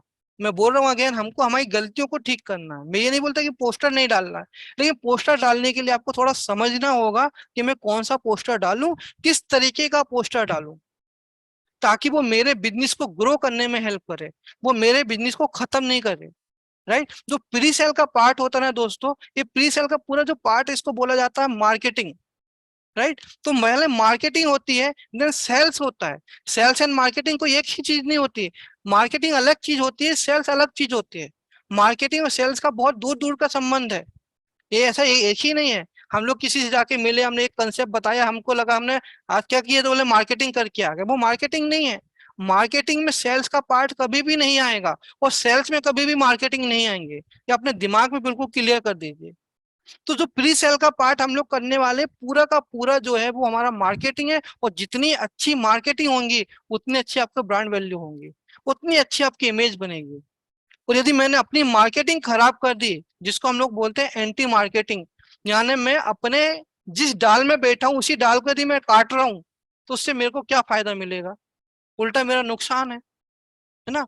तो हमको ये समझना है कि यदि मुझे मनोज कुमार से 10 दिन का, 12 दिन का टाइम मिला है, 8 दिन का टाइम मिला, इस बीच में मैं ऐसा क्या करूं कि मैं मनोज कुमार के दिमाग में रहना चाहिए। तभी तो वो मुझसे 10 दिन के बाद, 12 दिन के बाद वो मेरे जब जाके मिलूंगा, तो प्रॉपर कनेक्शन फिट होना चाहिए ना। 10-12 दिन, यानी मान लीजिए मनोज कुमार भूल भी गया, सपोज कीजिए उसने 12 तारीख को मिलने को बोला था, वो सपोज वो भूल गया, मेरा मैंने याद रखा, वो भूल गया। लेकिन वो क्यों भूला, वो भी मेरी गलती है। उसको मुझे भूलने नहीं देना है अपने आप को। राइट। तो यदि मैं उसको नहीं भूलने दूंगा, तो मुझे कुछ एक्टिविटीज भी करनी पड़ेंगी, मुझे मार्केटिंग करना पड़ेगा, मुझे उस तरीके का काम करना पड़ेगा। उसमें से एक चीज मैंने आपको बोली कि ऐसी कोई भी चीज मत कीजिए जिससे बंदा आपको देखने के बाद आपसे दूर भागे। ऐसा कुछ कीजिए जिसको देखने के बाद बंदे को लगे कि नहीं, मैं सही पर्सन से जुड़ा हूँ, या सही पर्सन से मैं मिल रहा हूँ। राइट। तभी तो वो आपके 12 तारीख को, या जो भी उसकी जो डेट है, उस डेट में मिलने के बाद वो बराबर आपके साथ कनेक्ट होगा। आप लोगों ने सुना होगा कि हमारे हिंदुस्तान में जो कोई केस कर देता है किसी के ऊपर, 5 साल, 10 साल, 15 साल, 20 साल, 20 केस चलते रहते हैं। कितने सारे जज आते हैं, बहुत सारे जज तो बेचारे रिटायर हो जाते हैं, वो केस खत्म नहीं होता लेकिन जज रिटायर हो जाता है, कुछ जज चेंज होता रहता है। पर वो जो डायरी रहती है ना, वो डायरी में जो लिख दिया गया है ना केस के संबंध में, इस डेट में ये हुआ, इस डेट में ये हुआ, इस डेट में ये हुआ, वो 20 साल पुराना रिकॉर्ड भी सामने आता है। और बराबर देखने के बाद जज और वकील बराबर लिंक अप करके उसके आगे का काम करते हैं, तभी जाकर के आगे का काम चलता है। ये इसी तरीके का फॉलोअप हमारे बिजनेस में होना चाहिए। हमारा फॉलोअप हो सकता है कि हमको 10 बार फॉलोअप करना पड़े, 15 बार फॉलोअप करना पड़े, 20 बार फॉलोअप करना पड़े, लेकिन मैं जब फॉलोअप को ठीक करना शुरू करूंगा, अपने आप को इम्प्रूव करूंगा, तो धीरे धीरे ये होगा कि मेरा फॉलोअप का जो टर्म्स है, जो टर्म 10 बार करना पड़ा, 15 बार करना पड़ा, वो धीरे धीरे कम होते जाएगा। उसके बाद ये आएगा कि 2 4 5 फॉलोअप में आपका प्रॉपर तरीके से आपका डील क्लोज हो जाएगा। राइट। तो यहाँ पे मैं आपको जो समझाना चाह रहा हूँ, कि आपका जो लीड है ना, वो लीड को एक प्रॉपर डायरेक्शन में रखो। डायरेक्शन में रखने के बाद आपको यहाँ पे जैसे आप एप्लीकेशन ओपन करते हैं, आपको ये जो लीड का यहाँ पे डेटा दिखेगा, उस डेटा को जरूर उस प्रॉपर डेट के हिसाब से फॉलो अप करो। यहाँ पे डेट रेंज का भी ऑप्शन दिया हुआ है दोस्तों। अभी मुझे यहाँ पे देखना है कि 4 तारीख की डेट में कौन सा फॉलो अप है, राइट। तो मैं 4 तारीख की डेट का भी फॉलो अप यहाँ पे ले सकता हूँ। मुझे 4 तारीख की डेट के, देखिए राहुल का जो मैंने एंट्री की थी, ये 4 तारीख की डेट का फॉलो अप मेरे पास यहाँ पर आ गया, है ना। अब यहाँ पर इसका मैं पीडीएफ बनाना चाहता हूँ। सपोज करिए कि मुझे आने वाले एक हफ्ते के कितने मेरे फॉलोअप हुए हैं, इसका मैं पीडीएफ के ऊपर क्लिक करूंगा, मेरा पूरा पीडीएफ बन के आ जाएगा। एक हफ्ते का मेरा पूरा शेड्यूल डेवलप हो गया। मैं बहुत सारे एलआईसी एजेंटों से पूछता हूँ कि कल क्या करोगे, कभी कभी जब पर्सनली बात होती है तो उन्हें बोले कल देखते हैं सर, कल देखेंगे, जाएंगे किसी से मिलेंगे, बातें करेंगे। जो लोगों से बोलते हैं ना, 6 लोगों से डेली मिलो, 5 लोगों से डेली मिलो, 2 लोगों से डेली मिलो, ऑलरेडी आपके पास वो हैं। बस फॉलोअप करना है आपको। वो फॉलोअप करोगे तो ऑटोमेटिक आपका मिलना होता रहेगा हर दिन दो दो नए लोगों से। वो 2 लोगों से मिलोगे तो 2 नए कांटेक्ट और मिलेंगे। वो जो 2 नए कांटेक्ट मिलेंगे वो आपके अगेन आपकी लीड में आएंगे, लीड से आपके डैशबोर्ड में आएंगे, डैशबोर्ड से फॉलोअप में आप उसको फॉलोअप करेंगे। मैं यहाँ पे डायरेक्ट अभी सेल को लेके बात नहीं कर रहा हूँ। हो सकता है कि किसी को डिसअपॉइंटमेंट हो कि हम तो यहाँ पे आए थे कि हमको कुछ कॉम्बिनेशन मिलेगा और ये मिलेगा। मैं हमेशा इस सब चीजों से बहुत दूर रहता हूँ। मैं कंसेप्ट के ऊपर काम करना चाहता हूँ और मैं बिल्कुल बॉटम के ऊपर काम करना चाहता हूँ, जहां से सारी चीजें की शुरुआत होती है। यदि आपका फाउंडेशन स्ट्रांग होगा तो आपकी लाइफ में कभी प्रॉब्लम नहीं आएगा।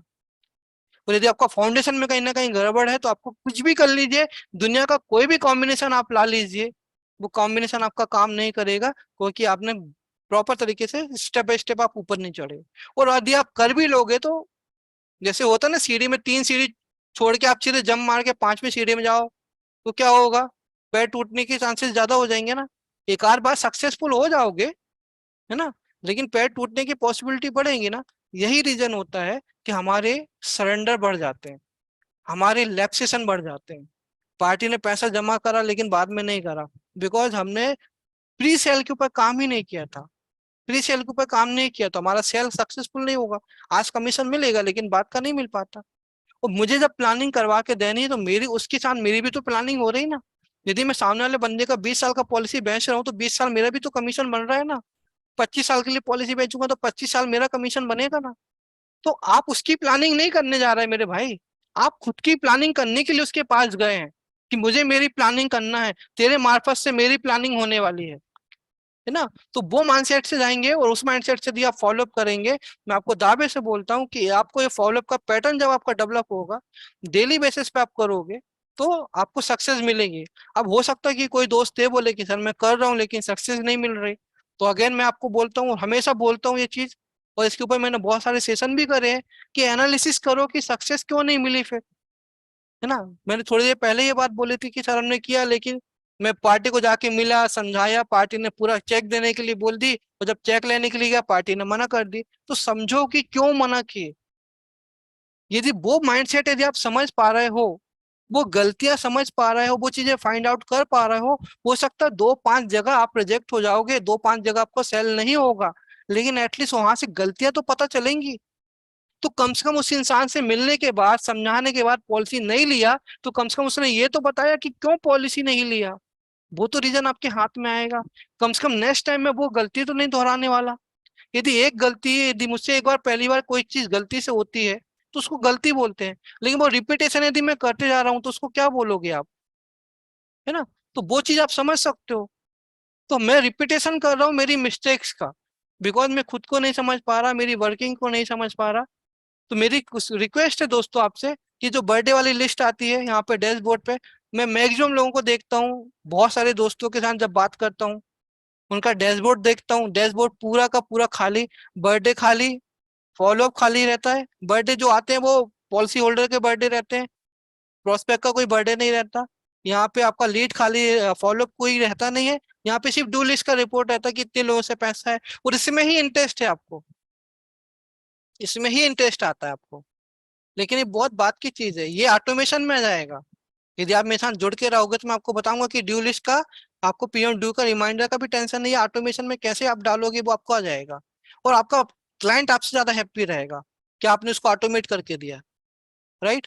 तो यह तो हम लोग को इंटरेस्ट सिर्फ आता है ड्यू में। ड्यू क्यों? क्योंकि रिन्यूअल है। रिन्यूअल क्या, 5% मिलेगा, 40% छोड़ के 5% में जाने में इंटरेस्टेड है।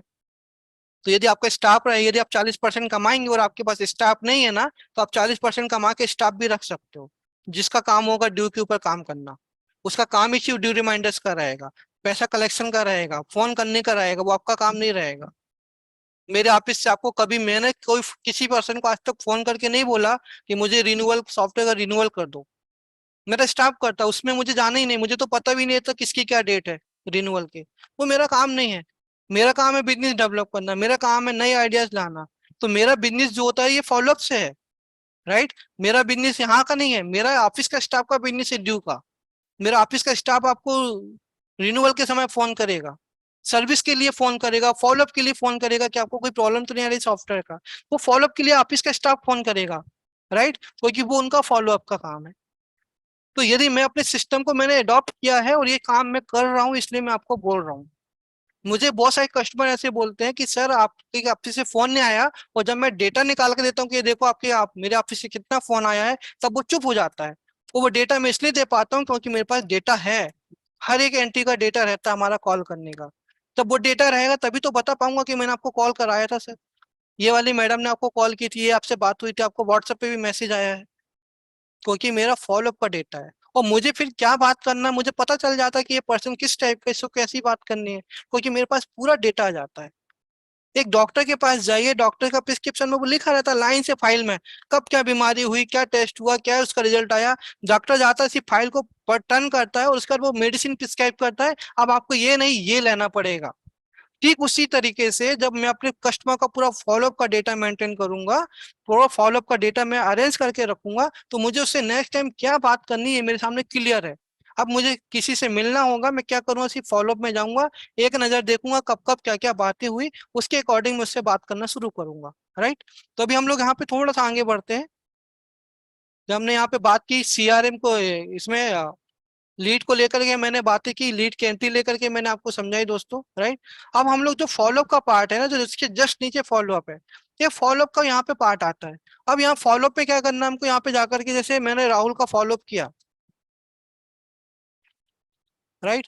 यहाँ पे जैसे राहुल मैंने टाइप किया तो यहाँ पे राहुल का नाम आ गया, उसके नीचे उसका मोबाइल नंबर भी आ गया, राइट।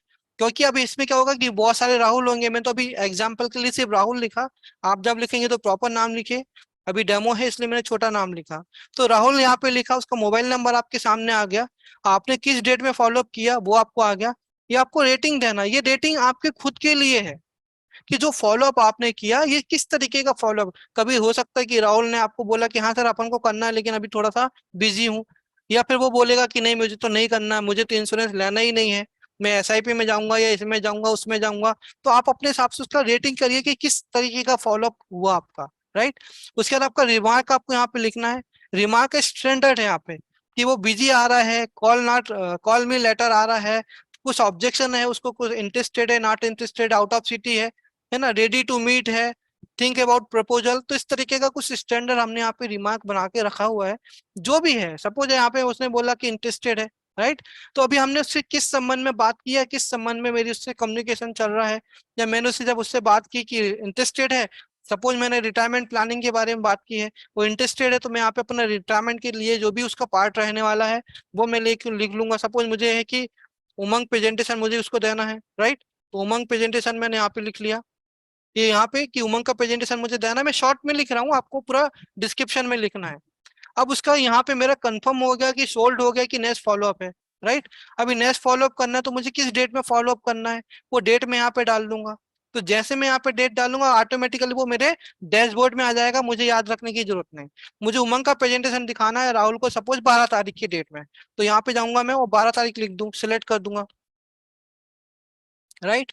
ये 12 तारीख को मैंने सेलेक्ट कर दिया। अभी ऑटोमेटिक 12 तारीख को जैसे ही मेरा डैशबोर्ड आएगा वहां पे लिखा रहेगा कि उमंग प्रेजेंटेशन, है ना, तो मैं समझ जाऊंगा। अभी मैं अपने हिसाब से शॉर्टकट लिख रहा हूँ, क्या आप अपने हिसाब से लिखेंगे तो आपने लिख दिया कि उमंग का प्रेजेंटेशन देना है, जो भी टर्म है, इतना समेशन, जो भी वाट एवर आपका डिस्कशन चल रहा है आपने वहां पे लिख दिया। अब जब 12 तारीख को आप जाएंगे तो आप पूरी तरीके से प्रिपेयर होके जाएंगे, क्योंकि इसके पहले राहुल से जो जो आपके फॉलोअप हुए वो सारे आपके डिस्कशन हो चुके हैं, राइट। तो जैसे आप यहाँ पे, मैंने इसको जाकर के सेव कर दिया, सपोज ये सेव हो गया रिकॉर्ड। अब मुझे यहाँ पे जाकर के देखना है कि राहुल से मैं कितने बार मिला हूँ, तो मैं यहाँ पे जाकर के क्या करूंगा, राहुल टाइप कर लूंगा। तो जैसे राहुल को मैंने टाइप कर, तो यहाँ पे आया फॉलोअप में एंट्री हुई है। यहाँ पे आया उमंग का प्रेजेंटेशन दिखाना है, कब मिलने वाला हूँ मैं, तो 12 तारीख का, तो यहाँ पे 12 जुलाई की आपको डेट आ गई है। आपको यहाँ पे मोबाइल नंबर आ गया, यहीं पे फोन में क्लिक करेंगे तो फोन लग जाएगा, है ना। तो इस तरीके से आपके सामने आ गया कि मुझे राहुल से कब मिलना है। अब ये ऑटोमेटिकली आपको रिमाइंडर आ जाएगा, ऑटोमेटिक आपको डैशबोर्ड में मिल जाएगा कि 12 तारीख को आपको राहुल से मिलना है। अब इससे सोचिए कि कितना कंफर्ट हो गया। अब जब राहुल से आप मिलोगे तो राहुल को कितना कंफर्ट आएगा कि ये बंदा बिल्कुल टाइम टू टाइम वाला है, पंचुअल है ना।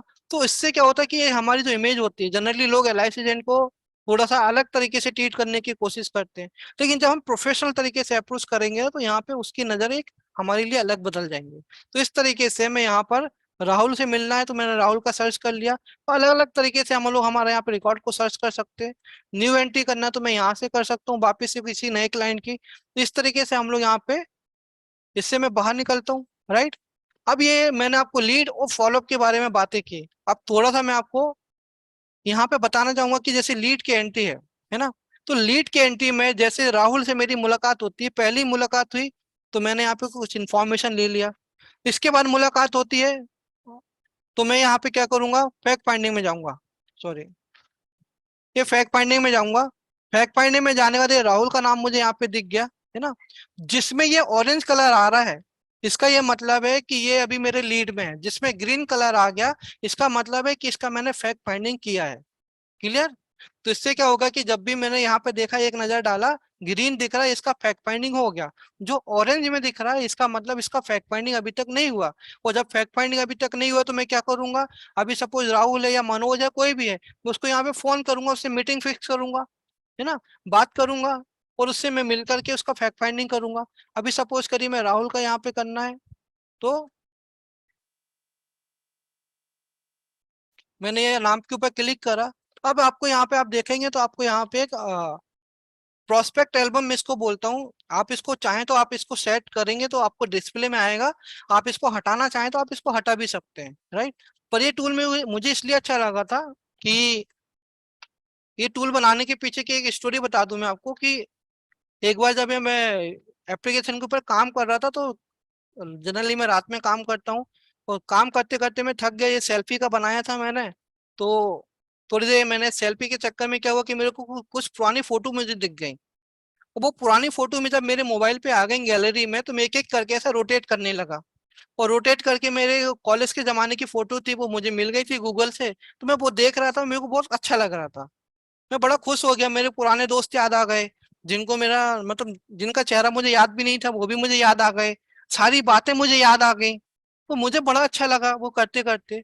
तो मेरे मन में आया क्या, क्यों ना हम ऐसा करें कि जब एक एलआईसी एजेंट दोस्त फ्री बैठेगा, वो क्या करेगा, यहाँ पे जाने के बाद ये फॉलोअप में, प्रोस्पेक्ट में, फैक्ट फाइंडिंग में जाएगा, और यहाँ पे किसी के ऊपर भी एक बार क्लिक कर देगा।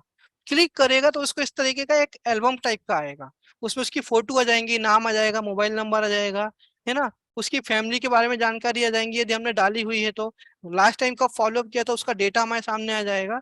और इस तरीके से हम करेंगे, और हम उसको यहाँ पे मूव भी कर सकते हैं। अब मूव करेंगे तो इस तरीके से मेरे सामने जितने भी मेरे क्लाइंट हैं, वो हर एक क्लाइंट के, क्लाइंट मिला, क्लाइंट से मेरा मतलब जो मेरे प्रोस्पेक्ट है ना, वो हर एक प्रोस्पेक्ट मेरे सामने ऐसे रोटेट होते रहेंगे।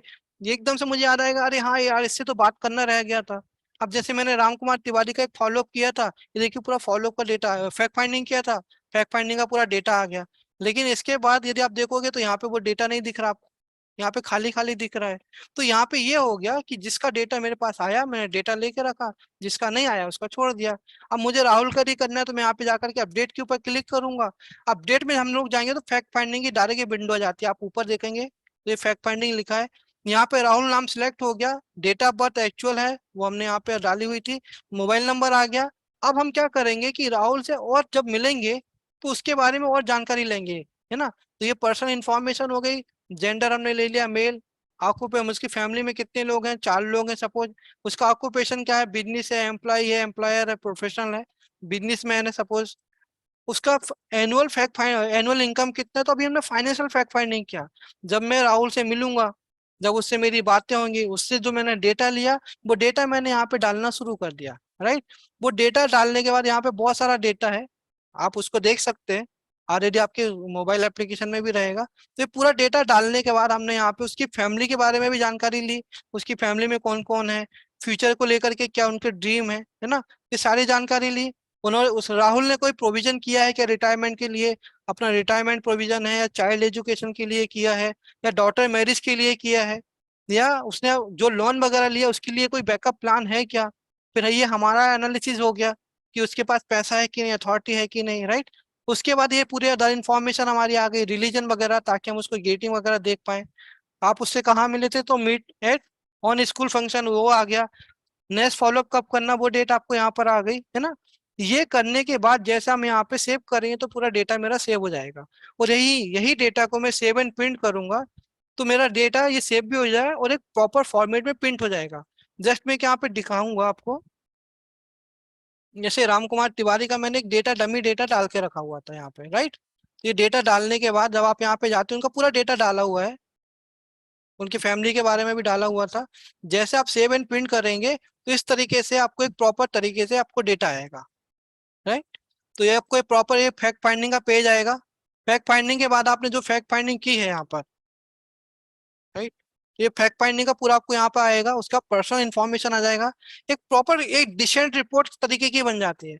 और ये इस तरीके की जब आप रिपोर्ट बनाएंगे पार्टी की, राइट, और इस तरीके का रिपोर्ट का कोई फॉर्मेट आप उसको दिखाएंगे कि सर ये रिपोर्ट दिखाने के बाद हमको सारा कैलकुलेशन पता चल जाता है, आपको कितना इंश्योरेंस चाहिए, क्या चाहिए, कैसा है, हर एक चीज के बारे में जानकारी मिल जाती है। तो ये जब रिपोर्ट इस तरीके की बनेगी, प्रॉपर कलरफुल प्रिंट आउट निकालिए। आपको यदि बहुत ऊपर नीचे के प्रिंट आउट नहीं चाहिए, जैसे ये प्रिंट आउट है, फिर आप वहां पे ये प्रिंट आउट है। हमेशा मैं बोलता हूँ कि पिक्चर का मीनिंग होता है, इसको पिक्चर को हम समझा सकते हैं, और ये पिक्चर के द्वारा भी हमारा पॉलिसी सेल होता है, राइट। तो जब हम लोग ये पूरा पिक्चर का प्रेजेंटेशन 4 पेज का देंगे कि सर मैंने आपको जो फैक्ट फाइंडिंग की, फैक्ट फाइंडिंग करने के बाद मैंने यहाँ पे जैसे एक एग्जांपल के लिए लिखा है, उसको 50 लाख रुपए के इंश्योरेंस की जरूरत है, तो ये 50 लाख रुपए का एक कंक्लूजन के साथ मेरा आया कि आपको इंश्योरेंस की जरूरत है। ये 50 लाख का इंश्योरेंस, मैं ये बोलूंगा कि सर मैंने तो आपका सिर्फ डेटा इनपुट किया था, मेरे सिस्टम ने एआई के द्वारा पता चला कि आपको मिनिमम 50 लाख का इंश्योरेंस होना चाहिए, राइट। तो यहाँ से हमने एक बड़े सम एश्योर्ड को लेकर के हम लोग अपनी बातें शुरू कर सकते हैं। ये बहुत अच्छा टूल है। फैक्ट फाइंडिंग के द्वारा हम लोग अपनी पॉलिसी को सेल कर सकते हैं, और बहुत आसानी से सेल कर सकते हैं, और बड़ी पॉलिसी सेल कर सकते हैं। फैक्ट फाइंडिंग के ऊपर हम लोग को जब कभी वक्त मिलेगा, मैं वो पैट सेशन के रूप में करता हूँ। 2 घंटे के ऊपर पूरा सिर्फ वो सिर्फ फैक्ट फाइंडिंग के ऊपर बात होती है, इससे ज्यादा और डिटेल में बात होती है। हमको क्या क्वेश्चन पूछना है और क्यों पूछना है और उसकी मीनिंग क्या निकलेंगे, वो क्वेश्चन को लेकर के किस तरीके के हमको जवाब चाहिए रहेंगे, राइट। तो हमको किस तरीके से बात करना है, ये सारी चीजें रहेंगी। फैक्ट फाइंडिंग का मतलब सिर्फ इतना नहीं होता कि आपकी इनकम के बारे में आपको पूछना है, सर आपकी इनकम कितनी है, आपके खर्चे कितने हैं, फैमिली में कितना आपका मतलब क्या बोलते हैं, किसको क्या बनाना चाहते हैं, है ना। और ये जो बाकी की जो इन्फॉर्मेशन मैंने यहाँ पे डाली है, आपके एसेट कितनी है, लोन कितना, ये सब ये पूछना नहीं है। ये सिंपली बोलने वाली बात नहीं रहती दोस्तों। एक एक पॉइंट के ऊपर आपको बात करनी होती है, और कोई एक हमको उसका जो बोलते हैं ना दुखती रग को पकड़ना होता है, वो दुखती रग को पकड़ के फिर हमको अपनी पॉलिसी सेल करना है। मुझे पता है कि इस जगह पे जाने का ये बंदा आंसर करने में प्रॉब्लम है, या मैं इस तरीके से पूछूंगा कि आंसर इस तरीके से करेगा, मेरी पॉलिसी वहां पे सेल होगी। पॉलिसी में हमेशा बोलता हूं, कोई कॉम्बिनेशन से नहीं होती पॉलिसी, सेल होती है आपकी कम्युनिकेशन से। ये हमेशा अपने माइंड में क्लियर करिए। पॉलिसी कम्युनिकेशन से नहीं होती है, कम्युनिकेशन से होती है, और आप कैसे कम्युनिकेट करते हैं पार्टी को, ये वाला पार्ट है। और जब फैक्ट फाइंडिंग हम लोग करते हैं, अभी फैक्ट फाइंडिंग में तकरीबन मुझे कम से कम, यदि मैं आपसे बात करूं तो मुझे कम से कम आधा घंटा से 45 मिनट आपको लगेगा फैक्ट फाइंडिंग में बात करने के लिए। और मैं दावे से बोलता हूँ कि मेरे कोई भी सवाल पे आप अनकंफर्टेबल नहीं होंगे, और आपको कोई भी चीज बोरिंग नहीं लगेगी। प्रॉपर तरीके से मैं फैक्ट फाइंडिंग की ही बातें करूंगा, राइट। यहाँ तो मुझे ट्रेनिंग में हूँ, सेशन में हूँ, तो मुझे बात करना है, मुझे अलग अलग बातें करनी है, अलग अलग कंसेप्ट के ऊपर बात करना रहता है। हर चीज के लिए कहीं पे थोड़ा टाइम है, कहीं पे ज्यादा टाइम लगता है। लेकिन जब पार्टी के सामने मिलते हैं ना, बिल्कुल मेंटली प्रिपेयर होके जाते हैं कि मुझे पता है 15 मिनट का टाइम में उससे मिला है, पर मैं आराम से इससे 45 मिनट वो खुद देगा मुझे, क्योंकि मैं उससे ऐसे सवाल जवाब करूंगा, उसका डेटा निकालूंगा, उसका रिपोर्ट निकाल के उसको वहां पे दिखाऊंगा, और उसके बाद उसको प्रिंट आउट में उसको सेंड करूंगा, राइट। तो फैक्ट फाइंडिंग के ऊपर यदि मैं बात करूंगा ना, तो बहुत आसानी से मेरे पॉलिसी सेल होने के पास चांसेस बढ़ जाते हैं। तो ये पूरा यहाँ पे डेटा हमने यहाँ पे रखा हुआ बीन्स में दोस्तों। मैक्सिमम लोग इसको यूज नहीं करते। लोगों का ये बोलना है कि सर लोग टाइम नहीं देते, है ना। आप लोगों के जो ऑब्जेक्शन आते होंगे मैं वो भी लेके चल रहा हूँ, क्योंकि मुझे पता है कि आप लोग किस तरीके से काम करते हैं। और मैं दिन भर मेरा एलआईसी एजेंटों से ही बात करने का काम है। शायद ही कोई ट्रेनर होगा जो एजेंटों से इतनी ज्यादा बात करता जितना मैं करता हूँ। क्योंकि मुझे बहुत फोन आते हैं सॉफ्टवेयर के संबंध में आते हैं, मैक्सिमम तो सॉफ्टवेयर के वाले हैं। और सॉफ्टवेयर के 2 मिनट में प्रॉब्लम सॉल्व करने का फिर उनकी बातें क्या होती है, यही सारी बातें रहती हैं। सर ऐसा प्रॉब्लम हो जाता है, सर वैसा प्रॉब्लम हो जाता है। पार्टी टाइम नहीं देती, पार्टी टाइम नहीं देती ये मत बोलो। सर मैं पार्टी से टाइम ले नहीं पाता ये बोलो, सेंटेंस सुधारो। अपनी मिस्टेक के ऊपर काम करो। सर मैं पार्टी से टाइम नहीं ले पाता, मैं क्या करूं। सर मैं ऐसा क्या करूं कि पार्टी मुझे टाइम दे दे। पार्टी क्यों आपको टाइम देंगी, कोई भी इंसान अपना टाइम आपको क्यों देगा। आपको लेना पड़ेगा। वो कैसे लेना वो भी तो एक कला है ना। कोई भी आपको इंसान 1 घंटे का टाइम क्यों देगा। उसको पता है कि 1 घंटा बैठेगा वो मुझे पॉलिसी देके जाएगा, तो कोई क्यों लेगा आपसे टाइम, है ना। वो कभी टाइम नहीं देगा आपको। वो आपको हमेशा दो बोलेगा, नहीं नहीं जो भी है वो भी बताओ, बात करो, मैटर खत्म करो। तो टाइम कैसे लेना है ये हमको समझ में आना चाहिए। और उस टाइम का सही यूटिलाइजेशन कैसे करना है, पार्टी के सामने बैठ करके अपने कैसे सवालों को पूछना है, किस तरीके से आंसर आपको लेना है। और यदि आपके हिसाब से आंसर नहीं आता तो उसके लिए अगेन कैसे सवाल आपको पूछने हैं। तो आपको पता चलेगा कि मेरा फैक्ट फाइंडिंग जो है ना, वो एक बहुत लंबी प्रोसेस के साथ गया। फैक्ट फाइंडिंग में मेरे को पूरा डेटा मिला। ठीक है, जरूरी नहीं है कि आप फैक्ट फाइंडिंग का पूरा डेटा आप यहाँ पे फिल करके जाएं, लेकिन आप नॉमिनल डेटा फिल करके उस पर्सन का प्रिंट आउट निकाल लीजिए। उसका नाम मोबाइल नंबर के बाद प्रिंट आउट निकालने के बाद जो प्रिंट आउट आएगा उसी में जाकर के डेटा फिल कीजिए और उसके सामने आप वहां पे रखिए। उसमें पास एक ही डिसएडवांटेज ये रहेगा कि उसमें जो आप इंश्योरेंस लिखेंगे वो आपको अपने हाथ से लिखना पड़ेगा। यहाँ की पीडीएफ में इंश्योरेंस कितना होना चाहिए ये आपको प्रिंट होके आता है। और जब कोई चीज प्रिंट होके आती है तो उसको ये लगता है कि ये आपने नहीं बोला है, ये कैलकुलेशन होके आया है, सामने वाले का कैलकुलेट मतलब सॉफ्टवेयर से कैलकुलेट होके आया है। जबकि आप यहाँ पे खुद आप यहाँ पे लिखने वाले हैं उसको कितने इंश्योरेंस की जरूरत है, राइट। लेकिन जब ये डेटा फिल करते हैं तो हम लोग यहाँ पे ऑटोमेटिकली अपना मोबाइल इस तरीके से कुछ पोजीशन में लेते हैं ना, कि पार्टी से बात करते समय जब हम ऐसा हाथ रखेंगे हम यहाँ पे लिखेंगे सम कितना होना चाहिए। और उसमें हम उसको बताएंगे कि सर ये देखिए कितना कैलकुलेट हो रहा है, राइट। थोड़ी स्मार्टनेस लाना पड़ेगा, झूठ तो बोल नहीं रहे हम। तो हमको तो प्रॉपर तरीके से हमको काम करने की तरीके आने चाहिए। यदि इस तरीके से यदि मैं फैक्ट फाइंडिंग करूं तो मेरे सामने डेटा आएगा। अब फैक्ट फाइंडिंग का टाइम वो कैसे लूं, फैक्ट फाइंडिंग में सवाल कैसे करूं, तो जब हम लोग सेशन करेंगे यदि आप लोग इंटरेस्टेड होंगे तो आप जरूर आइए। सेशन में सिर्फ और सिर्फ फैक्ट फाइंडिंग के ऊपर बात होंगी। और आप यकीन मानिए बड़ी से बड़ी पॉलिसी उसमें आपकी सेल होंगी, राइट। और मेरा कोई भी सेशन बहुत महंगा नहीं होता। मैक्स टू मैक्स 500 रुपये का एक सेशन होता है, मिनिमम 250-250 रुपये का होता है। तो मैं कोई भी सेशन बहुत महंगा नहीं रखता। तो जब भी मैं करूंगा मैं यहाँ पे कोई मार्केटिंग नहीं कर रहा। यदि आप लोगों को लगता है कंफर्टेबल होंगे तो जरूर आइए। मैं फैक्ट फाइंडिंग के ऊपर से ही सेशन करूंगा, क्योंकि मुझे बहुत लोग बोलते हैं कि सर फैक्ट फाइंडिंग के बारे में हमको डिटेल में समझना है, राइट। तो यहाँ पे हम लोग करेंगे फैक्ट फाइंडिंग के बाद अगेन हमारे यहाँ पे फॉलोअप की विंडो आई है। तो फॉलोअप को आप यहाँ पे डेटा डालेंगे, यहाँ पे अपडेट कॉन्टेक्ट है। आप डायरेक्ट फैक्ट फाइंडिंग के ऊपर भी जा सकते हैं, लीड के द्वारा एंट्री ना करके डायरेक्ट फैक्ट फाइंडिंग पे भी आ सकते हैं। तो वो भी आप यहाँ से कर सकते हैं दोस्तों, राइट। तो ये करने के बाद फिर आपका जब यहाँ पे डेटा आ गया तो ये आपको डेटा आपका यहाँ पे आ जाएगा, फैक्ट फाइंडिंग की लिस्ट में आ जाएगा, राइट। तो यहाँ से हमने समझने की कोशिश की कि लीड में एंट्री क्यों जरूरी है, फैक्ट फाइंडिंग की एंट्री क्यों जरूरी है, फॉलोअप की एंट्री क्यों जरूरी है। फॉलोअप की एंट्री आपके प्रेजेंटेशन के बाद भी चलती रहती है ना। अब यहाँ पे एक लास्ट में ये लिखा हुआ फ्रेंडशिप कंसर्न है ना, फ्रेंडशिप। मैंने 2-3 महीने पहले जो मेरा सेशन हुआ था वहां पे मैंने फ्रेंडशिप कंसेप्ट के बारे में बातें की थी। और ये फ्रेंडशिप कंसेप्ट को मैं हमेशा बोलता हूँ this is a lead generation. यहाँ से लीड जनरेट होती है ना। जो लीड यहाँ पे हमने लिखा है, यदि मैं इसको आप देख पा, ये जो लीड है ये लीड में आपका यहाँ पे लीड कलेक्ट होती है ना। आपने लीड का कलेक्शन किया, फिजिकली आपने कलेक्शन किया, हम इंसान से फेस टू फेस मिलके आपने कलेक्शन किया, date is the lead collection, है ना। कलेक्ट करने के लिए कोई तो रहेगा ना, उसको बोलते हैं लीड कलेक्शन। और जो फ्रेंडशिप यहाँ पे लिखा हुआ है इसको मैं बोलता हूँ लीड जनरेशन। ये जनरेट होती है, आप यहाँ पे बैठ करके लीड को जनरेट कर सकते हैं। वो भी आप ही करोगे, ऑटोमेटिक कुछ नहीं होगा, सब कुछ आपके द्वारा ही होगा। लेकिन ये लीड जनरेशन का काम करेगा और आपके पास के डेटा से ही लीड जनरेट हो जाएंगे बहुत आसानी से, राइट। तो मैंने यहाँ पे बताया था कि कम से कम 1000 लोगों का मैं डेटा आप जनरेट कर सकते हो। जो मुझे बाद में दोस्तों के फोन आए कि सर मैं इसमें 1000 नहीं, हम 3 से 4000 लोगों का डेटा जनरेट कर सकते हैं। किसी ने बोला 4 से 5000 का डेटा जनरेट कर सकते हैं। तो ये जो फ्रेंडशिप कंसेप्ट है, ये आपके खाली टाइम में आपको लीड जनरेशन के लिए बहुत ही यूनिक टूल है, राइट। तो ये जो पार्ट मैंने आपसे डिस्कस किया वो लीड का किया, लीड कलेक्शन का पार्ट के ऊपर डिस्कस किया, फैक्ट फाइंडिंग के ऊपर से मैंने बातें की, फ्रेंडशिप यानी लीड जनरेशन के ऊपर से मैंने बातें की, एंड आपको फॉलोअप के ऊपर बातें की, राइट। जब ये हमारा काम चलने लगता है और प्रॉपर तरीके से डेटा सुचारू रूप से यदि वो फ्लो होता है, राइट, प्रॉपर आपका फॉलोअप हो रहा है, प्रॉपर आपकी मीटिंग हो रही है, प्रॉपर आपको फैक्ट फाइंडिंग हुआ है, तो यहाँ से हमारा प्री सेल का डेटा रेडी होना शुरू होता है। और इन सारी चीजों को करते समय ही एक पर्सन आपको जज करता है कि आप कुछ वो इंश्योरेंस पॉलिसी लेगा आपसे या नहीं लेगा, राइट, क्योंकि वो समझ जाता है कि ये बंदा किस तरीके का है। तो यहाँ से ये चीजें हमारी क्लियर होना शुरू होती है। सर्वे का एक फॉर्म यहाँ पर दोस्तों मैंने दिया हुआ है, राइट। सर्वे का यहाँ पे एक मीट ऑन ईट यहाँ पे दिया है। तो जैसे मीट ऑन ईट पे आप करेंगे तो आपको वो ऑलरेडी कंसेप्ट पता है। पार्टी का नाम आप यहाँ पे लिखेंगे। सपोज मैंने यहाँ पे लिखा, राहुल ही लिख लिया अभी फिलहाल।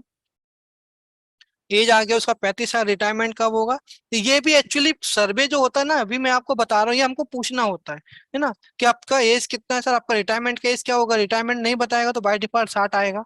अब हमने यहाँ पे लिखा ब्रेकफास्ट का, तो ये कंसेप्ट आप सबको पता है, ये तो ऑलरेडी पब्लिक डोमेन में काफी समय से है। 200 रुपये का लंच हो गया, 150 रुपये का आपका डिनर हो गया, ये आपने कैलकुलेट कर लिया। तो कैलकुलेट करने में आपका एक दिन का कितना हुआ, राइट, तो 400 रुपये का खाना हुआ। 1 मंथ का कितना हुआ, 1 ईयर का कितना है, जब तक आप रिटायर होंगे तब तक कितना होगा, और आफ्टर रिटायरमेंट आपका कितना होने वाला है, राइट। ये आपको कैलकुलेशन करके आ गया। लेकिन इसमें मैंने कहीं पर भी इन्फ्लेशन को काउंट नहीं किया, स्पाउस को काउंट नहीं किया, क्योंकि यदि 35 साल का पर्सन है तो उसकी वाइफ भी होंगी, है ना। तो यहाँ पे यदि वो उसके वाइफ के साथ यदि आप वाइफ को यहाँ पे करेंगे कैलकुलेट विथ स्पाउस और कैलकुलेट करेंगे तो ये अमाउंट जस्ट डबल हो जाएगा, राइट। और ये करने के बाद आप वहां पे नीचे यहाँ पे शेयर की बटन है, आप इसको शेयर भी कर सकते हैं। इसको यदि इन्फ्लेशन के साथ जोड़ना है तो इन्फ्लेशन कितने परसेंट का, तो आपने सपोज 5% का भी इन्फ्लेशन पकड़ लिया, हर साल 5-5% इसका वैल्यू बढ़ते जाएगा। तो ये करने के बाद कितना अमाउंट बनेगा, तो वो अमाउंट आपके सामने आ गया। तो हम लोग यहाँ से एक छोटे से इस टूल के माध्यम से हम लोग बात कर सकते हैं कि किस तरीके से आपको इंश्योरेंस की जरूरत है, कितना पैसा आपके पास होना चाहिए, रिटायरमेंट तक आपको कितना पैसा लगेगा, आफ्टर रिटायरमेंट आपको कितना पैसा लगेगा, है ना। तो यहाँ से एक रिटायरमेंट के ऊपर हम लोग बात करना शुरू कर सकते हैं। तो मीट और नीट जो है एक बहुत ही बेसिक लेवल का हमारा एक कंसेप्ट हमने यहाँ पे दिया है सर्वे का, राइट, जिसको आप यूज कर सकते हैं विथ स्पॉट विथ इन्फ्लेशन। अब यहाँ पे आपको इंश्योरेंस क्यों लेना चाहिए, तो जैसे हम उस पर क्लिक करते हैं, अभी जो आपको यहाँ पे बन लिख के आ रहा है, इसका ये मतलब है कि एक सर्वे ऑलरेडी किया जा चुका है ना। तो एक सर्वे की मैंने यहाँ पे एक एंट्री करके रख दी थी आपको दिखाने के लिए। हमको इंश्योरेंस क्यों लेना है, तो ये इसके ऊपर से जब हम क्या होगा कि हम किसी पार्टी से मिलेंगे बात करेंगे, तो इसके लिए भी अब ये सारी चीजें क्या होती है दोस्तों, मैं पहली बार जब हम किसी पार्टी से मिलते हैं नंबर लेते हैं तो हम उसको बोलते हैं लीड कलेक्शन। बाद में मिलते हैं और उससे बहुत डेटा जब लेते हैं उसको हम लोग बोलते हैं फैक्ट फाइंडिंग। और उसके बाद जब हम उससे मिलते हैं, जब हमारी पॉलिसी सेल होने के पहले जब हम उससे मिलते हैं, वो बहुत अलग अलग बातें करते हैं, उसको हम लोग बोलते हैं सर्वे, है ना। तो ये हर चीज को एक एक सीक्वेंस में ही होना चाहिए। ऐसा नहीं होना चाहिए कि पहली बार एकदम से मिले और किसी का सर्वे कर दिया, या किसी को मतलब फैक्ट फाइंडिंग करने के पहले सर्वे कर दिया। इस सीक्वेंस में जाएंगे तो ज्यादा बेहतर होगा। यदि मान लीजिए फैक्ट फाइंडिंग करने में बहुत टाइम लग रहा है तो सर्वे यूज करेंगे, फैक्ट फाइंडिंग इजीली हो रहा है तो फिर मैं सर्वे वहां पे यूज नहीं करूंगा। सर्वे में बाद में यूज करूंगा, फैक्ट फाइंडिंग और सेल के बीच में, है ना। क्योंकि जब मैंने फैक्ट फाइंडिंग कर ली और अब बोल रहा है कि नहीं अभी इंश्योरेंस नहीं लेना, थोड़ा पोस्टपोन करते 6 महीने, तब ये मैं बताऊंगा कि हमको इंश्योरेंस क्यों लेना चाहिए, है ना। तब मैं बोलूंगा, अभी नहीं बोलूंगा मैं कि इंश्योरेंस क्यों लेना चाहिए। अभी तो मैं जाकर किसी फैक्ट फाइंडिंग के ऊपर बात कर रहा हूँ, उसको पूरी बातें कर रहा हूँ, समझा रहा हूँ। तो मेरे को इंश्योरेंस क्यों लेना चाहिए कब बोलूंगा, जब वो मुझे पोस्टपोन करेगा। तो उस समय जब मैं यहाँ पे जाऊंगा वाई लाइफ इंश्योरेंस, है ना। तो मैंने यहाँ पे अगर मैंने लिखा सपोज राहुल, उसका नाम आ गया। अब हमको यहाँ पे इंग्लिश में सर्वे करना है या हिंदी में करना है, ये आप देखना करना रहेगा, तो वो आपको यहाँ पे आएगा। स्टार्ट सर्वे करेंगे, फिर हमारे यहाँ पे कुछ सवाल आएंगे। और ये सवाल भी जो है ना दोस्तों, मैं आपको एक चीज बताता हूँ कि जो पार्टी को प्रेजेंटेशन या प्री सेल का जो पार्ट है, जहाँ पे मैंने लीड को लेकर के बातें की, फैक्ट फाइंडिंग को लेके बातें की, सर्वे को लेके बातें की।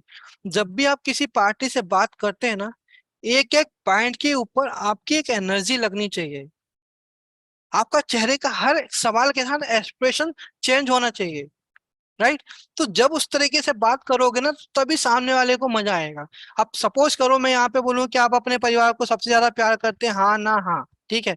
अब इसमें क्या मतलब निकला? ये एक बेसिक क्वेश्चन पूछने में कि क्या आप अपने परिवार को सबसे ज्यादा प्यार करते हैं, हाँ ना, बाय डिफॉल्ट लोग हाँ ही बोलते हैं, 99%, है ना।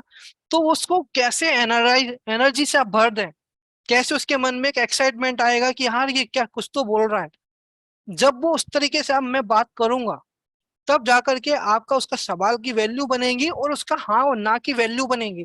अदरवाइज मैं हाँ और ना मैं कहीं पे भी डाल दूंगा, ये सर्वे 2 मिनट के अंदर भी कंप्लीट हो जाएगा, और ये सर्वे मेरा 20 मिनट 25 मिनट भी चल सकता है, आधे घंटे भी चल सकता है, क्योंकि मैं उस तरीके के एक एक सवाल पे एनर्जी डालूंगा, एक एक सवाल के ऊपर से एक नया सवाल पैदा करूंगा। राइट। मैं पूछूंगा कि आपने अब तक कितनी राशि बचाई है, कितना निवेश किया है, और सामने वाले ने बोला 5 लाख। बोला क्या, क्या बात कर रहे थे, सिर्फ 5 लाख, सिर्फ 5 लाख। तो उसको ऐसा फील हो जाएगा कि कुछ तो कम हो गया, कुछ तो गड़बड़ हो गई।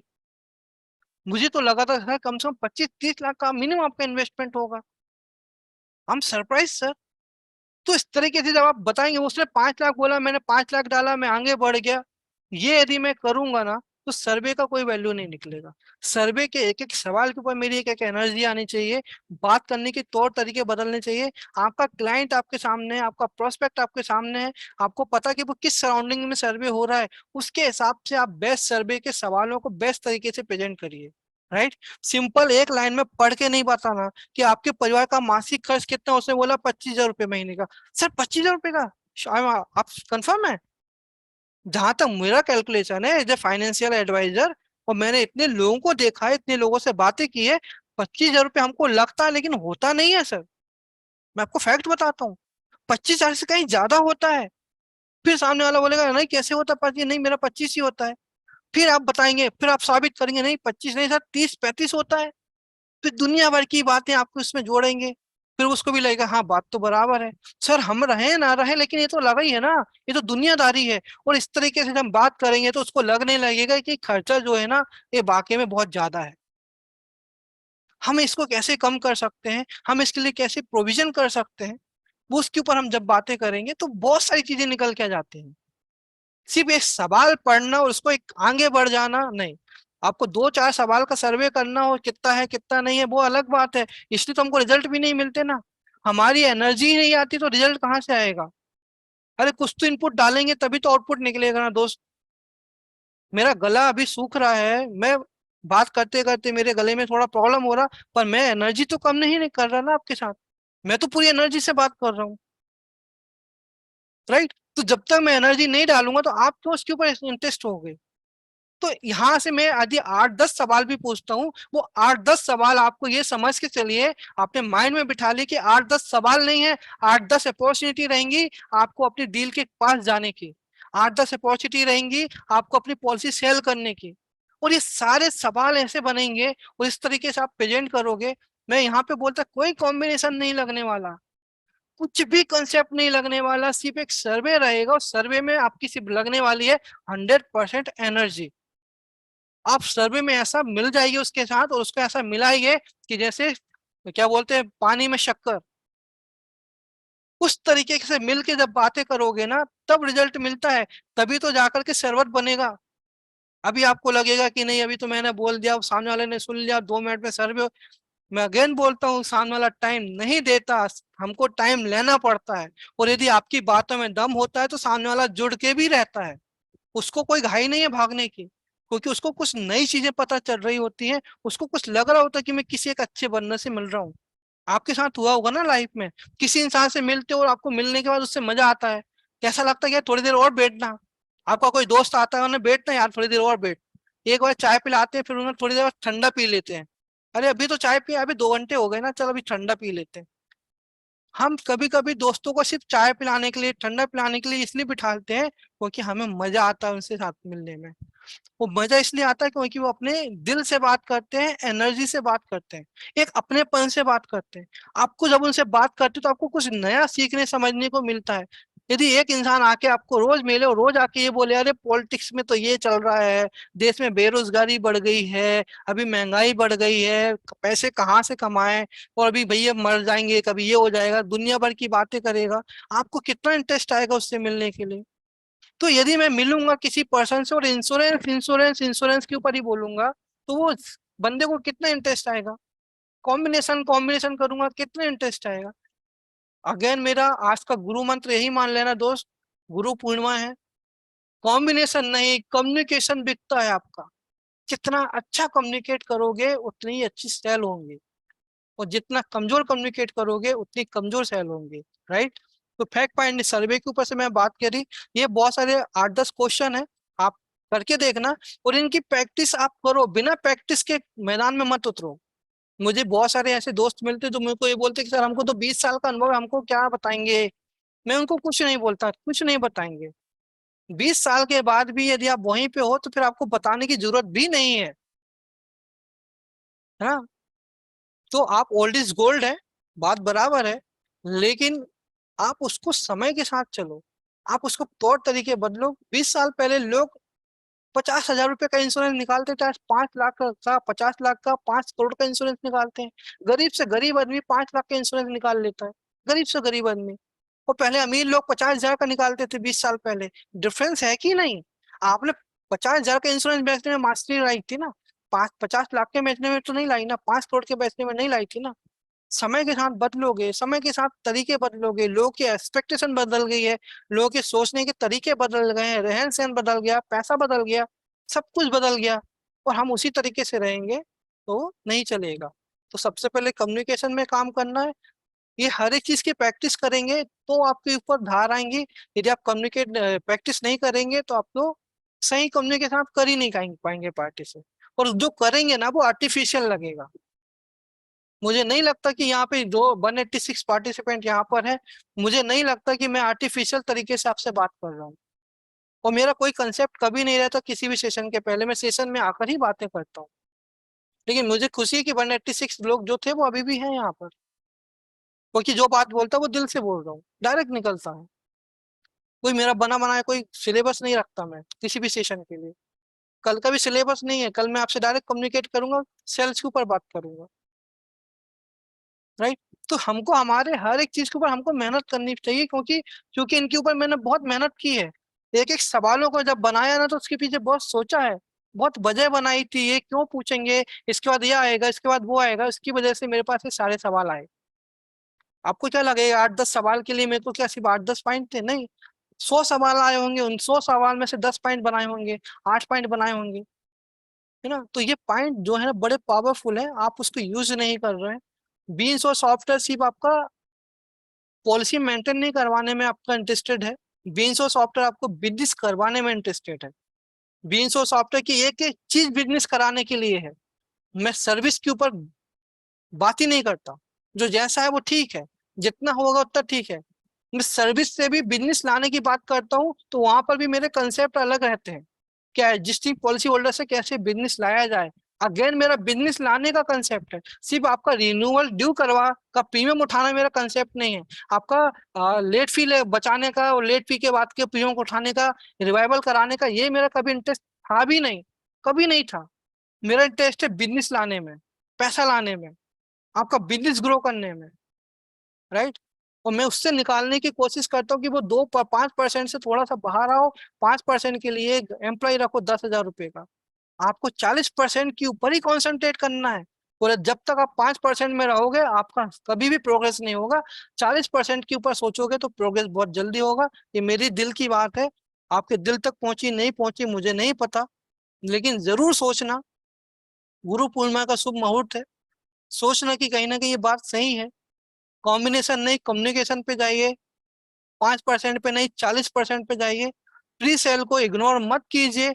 मैंने बहुत बहुत कम बात कर पाई है प्री सेल के ऊपर से, क्योंकि इसके ऊपर यदि मैं और डिटेल में बात करूंगा तो बहुत टाइम लगेगा, 2-3 घंटे लगेंगे। राइट? पर मुझे उम्मीद है कि आप मेरी बातें से समझ पाए होंगे। अभी आप लोगों के किसी तरीके के कोई सवाल होंगे तो आप मुझे यहाँ पे लिख दीजिए, सो डेट मैं आप लोगों के सवालों के जवाब दे दूँ।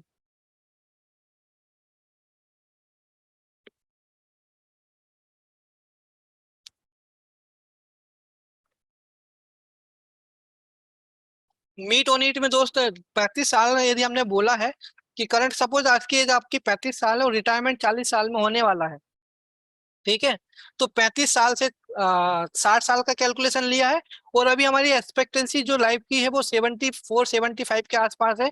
20 साल के बाद सारे 80 साल हो जाएंगे। तो हमने जो एक्सपेक्टेंसी ली है वो 80 साल ली है, यानी आफ्टर रिटायरमेंट हम लोग ये अज्यूम करते हैं कि आप 80 साल तक जीने वाले हैं, राइट। तो हमने वो अज्यूम किया है। तो 60 से लेके 80 साल यानी 20 साल का वक्त हो गया। और 35 हमें करंट एज है तो 35 से लेके 60 साल का, तो ये 25 साल का वक्त हो गया, राइट। तो उस तरीके से कैलकुलेशन लिया है।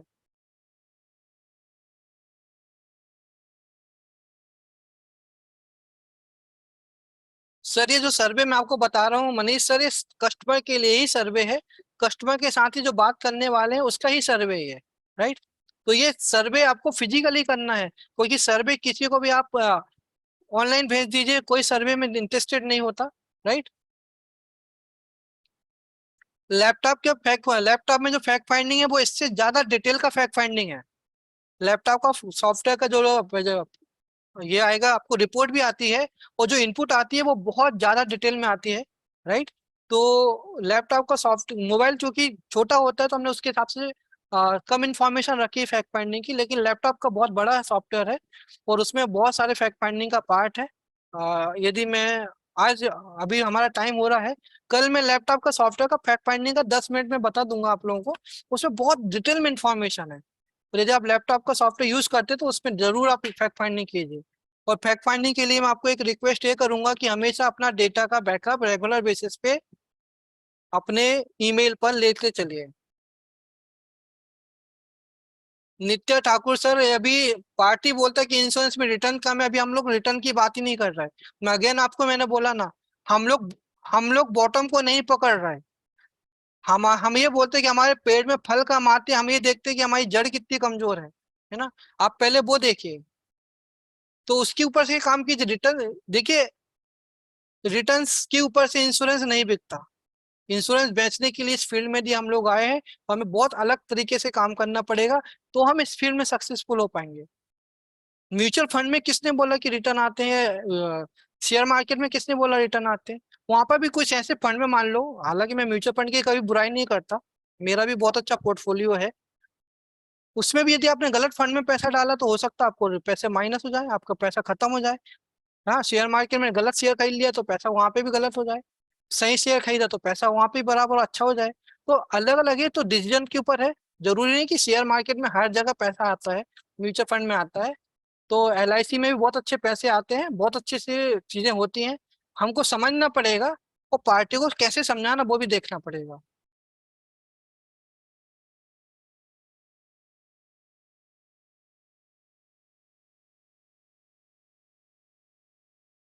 बहुत सारे मेल ये मैसेज है, मैं देख रहा हूँ दोस्तों।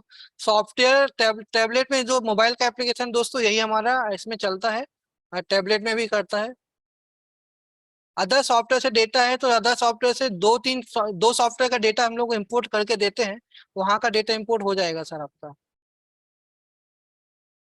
लैपटॉप ऐप और लैपटॉप का सॉफ्टवेयर दोनों अलग अलग है अरुण सर। लैपटॉप के सॉफ्टवेयर में चीजें थोड़ी डिटेल में जा रहती हैं, मोबाइल के सॉफ्टवेयर में उतनी डिटेल में हम लोग बात नहीं कर पाते। तो लैपटॉप के सॉफ्टवेयर में हर एक चीज थोड़ा आपको डिटेल में मिलेगी, चाहे वो प्रेजेंटेशन की बात हो और चाहे हमारे सीआरएम की बात हो, राइट। जीवन सरल की मेच्योरिटी ख्वाजा सर, देखो अगेन मैं आपको बोल रहा हूँ कि हम लोग सेल्स के ऊपर बात नहीं कर रहे हैं। मुझे प्री सेल के ऊपर कोई क्वेश्चन नहीं आ रहा है ना, जिसके ऊपर मैंने इतनी देर बातें की आपसे। जो भी बातें आ रही हैं वो सेल की लेकर के या रिटर्न्स को लेकर के बातें हैं। मैं जीवन सरल में जिसने भी शॉर्ट टर्म बेचा है उसको प्रॉब्लम पहले दिन से क्लियर थी। वो बात अलग है कि आप लोगों ने गलत ट्रेनर को सुना, गलत ट्रेनर के साथ काम किया। और ट्रेनर वही काम करते हैं जो सॉफ्टवेयर दिखा देता है, सॉफ्टवेयर वालों ने बड़ा चढ़ा के दिखा दिया तो ट्रेनर ने वही चीज बता दी। कौन सा ट्रेनर है जो कैलकुलेशन करके कॉम्बिनेशन बनाता है? कौन सा ट्रेनर है जो प्लान को बहुत डिटेल में एनालिसिस करता है? बोलते हैं कि वो मास्टर है, लेकिन होता नहीं है ना। तो सॉफ्टवेयर से तो कॉम्बिनेशन बनाते हो, वही कॉम्बिनेशन आपको दिखाते हैं और पैसा लेते हैं। तो बेहतर है कि आप सॉफ्टवेयर वाले से एक बार कम्युनिकेट हम लोग जुड़े, तो हम आपको एक्चुअली कैलकुलेशन बता पाएंगे, है ना। और ख्वाजा सर, ये शायद आप मेरे बिजनेस एज में हैं, तो आपको अभी हमारा बिजनेस जीवन उमंग का जो एनालिसिस हुआ था उससे आपको समझ में आएगा कि हम लोग प्लान का एनालिसिस कैसे करते हैं। जीवन सरल का एनालिसिस भी बहुत पहले मैंने किया था, उस समय तो मैं ट्रेनर के रूप में आता भी नहीं था। लेकिन जब मेरा सॉफ्टवेयर था, मेरा सॉफ्टवेयर की सेल कम हो गई थी क्योंकि हमारा जीवन सरल का रिटर्न सबसे कम आता था। और वो जो रिटर्न हमने उस जमाने में दिखाए थे, आज एक्चुअल वही रिटर्न आ रहे हैं, है ना।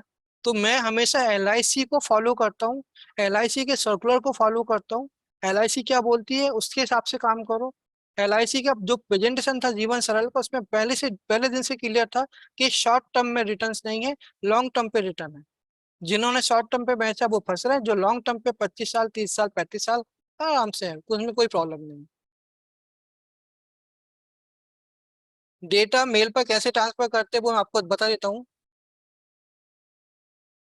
लैपटॉप को सॉफ्टवेयर को आप यूज कर सकते हैं, इसमें टैब में नहीं कर सकते, लेकिन लैपटॉप का अलग से लेना होगा। और आप डेटा को सिंक कर सकते हैं। डेटा कैसे सिंक होता है वो भी मैं आपको बता देता हूँ।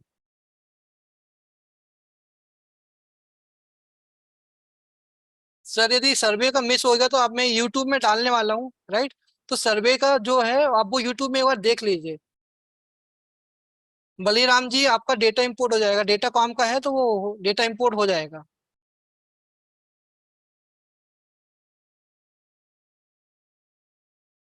फोन पे भी आ जाएगा।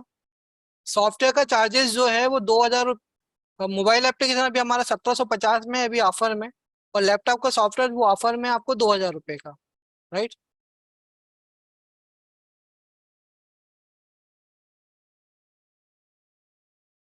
यदि आपका टैबलेट में विंडो 10 है तो उसमें आपका लैपटॉप का सॉफ्टवेयर आ जाएगा, कोई इशू नहीं है।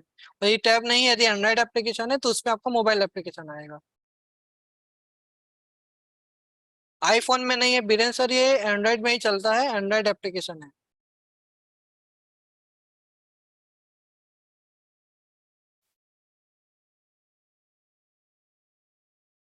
विपिन सर जो मैं आपको बोल रहा था यहाँ पर कि हम लोग पहले लीड के ऊपर काम करें, लीड का प्रॉपर डेटा अरेंज करें। लीड में जब हम लोग मिलना शुरू करते हैं ना, तो उसके बाद हम लोग फैक्ट फाइंडिंग की तरफ जाएं। और फैक्ट फाइंडिंग में यदि यदि पॉलिसी सेल हो गई तो ठीक है, और यदि फैक्ट फाइंडिंग में मुझे टाइम लग रहा है तो तब हम लोग सर्वे को यूज करें, राइट। यदि मान लीजिए मुझे फैक्ट फाइंडिंग ही नहीं मिल पा रहा है, सामने वाला बंदा मुझे टाइम ही नहीं दे रहा, तो फिर हम सर्वे के लिए बात करें। लेकिन अगेन मैं यही बोलूंगा कि जब फैक्ट फाइंडिंग करेंगे तो पूरी एनर्जी से करेंगे। जब एनर्जी से करेंगे तो 15 मिनट आपको लग ही जाएगा, 15 से 20 मिनट, कभी कभी आधे घंटे भी लग सकते हैं। इतने में हमारा फैक्ट फाइंडिंग भी हो जाता है। तो यदि आपको लगा कि फैक्ट फाइंडिंग नहीं हो रहा, तब आप सर्वे में जाओ। यदि फैक्ट फाइंडिंग हो रहा है तो फैक्ट फाइंडिंग के बाद सर्वे में जाएंगे, यदि पार्टी आपको यदि पॉलिसी आपकी सेल नहीं हो पाई है तो। ऐसा मेरा पर्सनली ऑब्जर्वेशन है। जिसका टैब में विंडो 10 है दोस्तों, उनके में ही लैपटॉप का सॉफ्टवेयर आएगा। एंड्रॉइड होगा तो एंड्रॉइड का ही एप्लीकेशन आएगा। लैपटॉप के सॉफ्टवेयर में आपको इंडोमेंट प्लस जो है वो स्पेशल प्रेजेंटेशन के अंदर मिलेगा, राइट। कल मैं आपको दिखा दूंगा स्पेशल प्रेजेंटेशन में कहाँ पे। स्पेशल प्रेजेंटेशन क्लिक करेंगे तो आपको वहाँ पे इंडोमेंट प्लस मिल जाएगा। संजय सर आपको भी गुरु पूर्णिमा की बहुत बहुत शुभकामनाएं।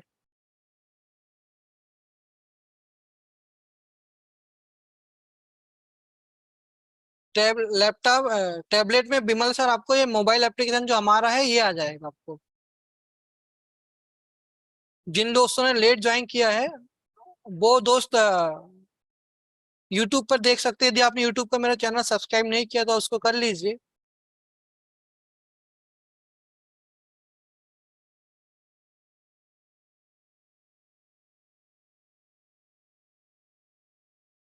नो, वन लाइसेंस है, दोनों में नहीं चलेगा मनीष सर, आपको दोनों का अलग अलग लाइसेंस लेना पड़ेगा, मोबाइल का अलग लैपटॉप का अलग। यदि आपके दो मोबाइल हैं तो दो मोबाइल के लाइसेंस लेना पड़ेगा, उसमें डिस्काउंट मिल जाएगा आपको।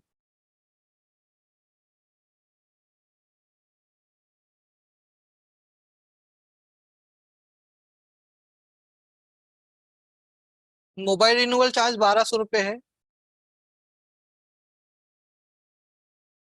जीवन उमंग को लेकर के आपको जो डाउट है वो जो हमारे प्रेजेंटेशन का पार्ट आएगा, तब हम लोग उसके ऊपर बात करेंगे।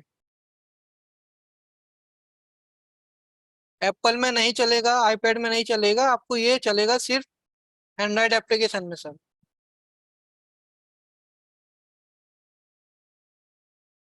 लीड को यदि आप हटाना चाहें तो आप कभी भी डिलीट कर सकते हैं, कोई इशू नहीं है।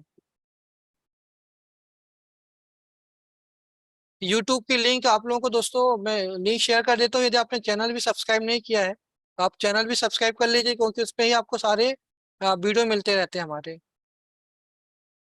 मैं 1 मिनट आप लोगों को यहाँ पे दे देता हूँ।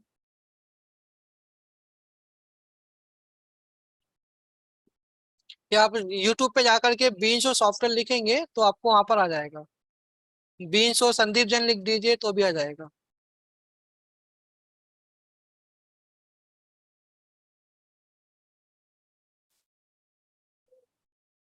एक लिंक मैं आप लोगों को यहाँ पे दे रहा हूँ, मेरी आप सभी से रिक्वेस्ट है, यदि आप इस लिंक में नहीं जुड़े हैं हमारे बीस और एकेडमी के हमारा जो ग्रुप है उस पे जुड़ जाएंगे। सो डेट ये होगा कि आप सभी लोगों को ये हमारा जो 1 मिनट में यहाँ पे आप जो मैसेज आते हैं, जो हमारे पोस्टर आते हैं, वहां पे कोई भी पोस्टर ऐसा नहीं रहेगा दोस्तों जो हमारा आपको डिस्टर्ब करेगा।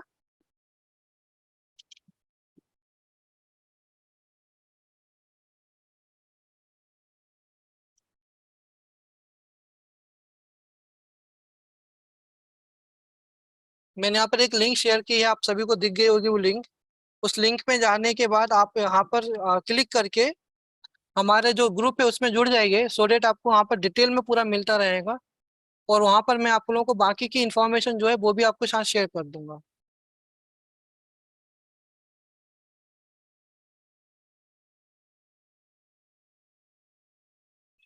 जी दयानंद सर, जरूर करेंगे। एसआईपी का जो आप बोल रहे हैं उस तरीके से काम जरूर करेंगे।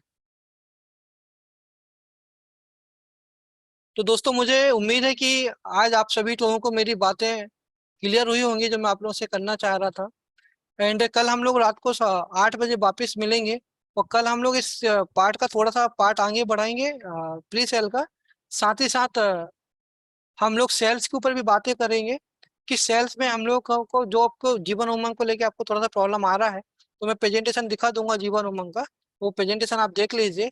एग्जैक्टली एलआईसी से हमारा जीवन उमंग का प्रेजेंटेशन मैच होता है, बाकी किसी भी सॉफ्टवेयर का तो नहीं होता जहां तक मेरा को नॉलेज है। तो आप एक्चुअल प्रेजेंटेशन दीजिए, परफेक्ट प्रेजेंटेशन दीजिए, ताकि आपको भविष्य में जाके कोई प्रॉब्लम फेस ना करना पड़े, राइट। तो हम लोग अभी जो बातें करने वाले कल, थोड़ा सा मैं आप लोगों को जो फैक्ट फाइंडिंग है लैपटॉप के सॉफ्टवेयर की वो एक बार दिखा दूंगा।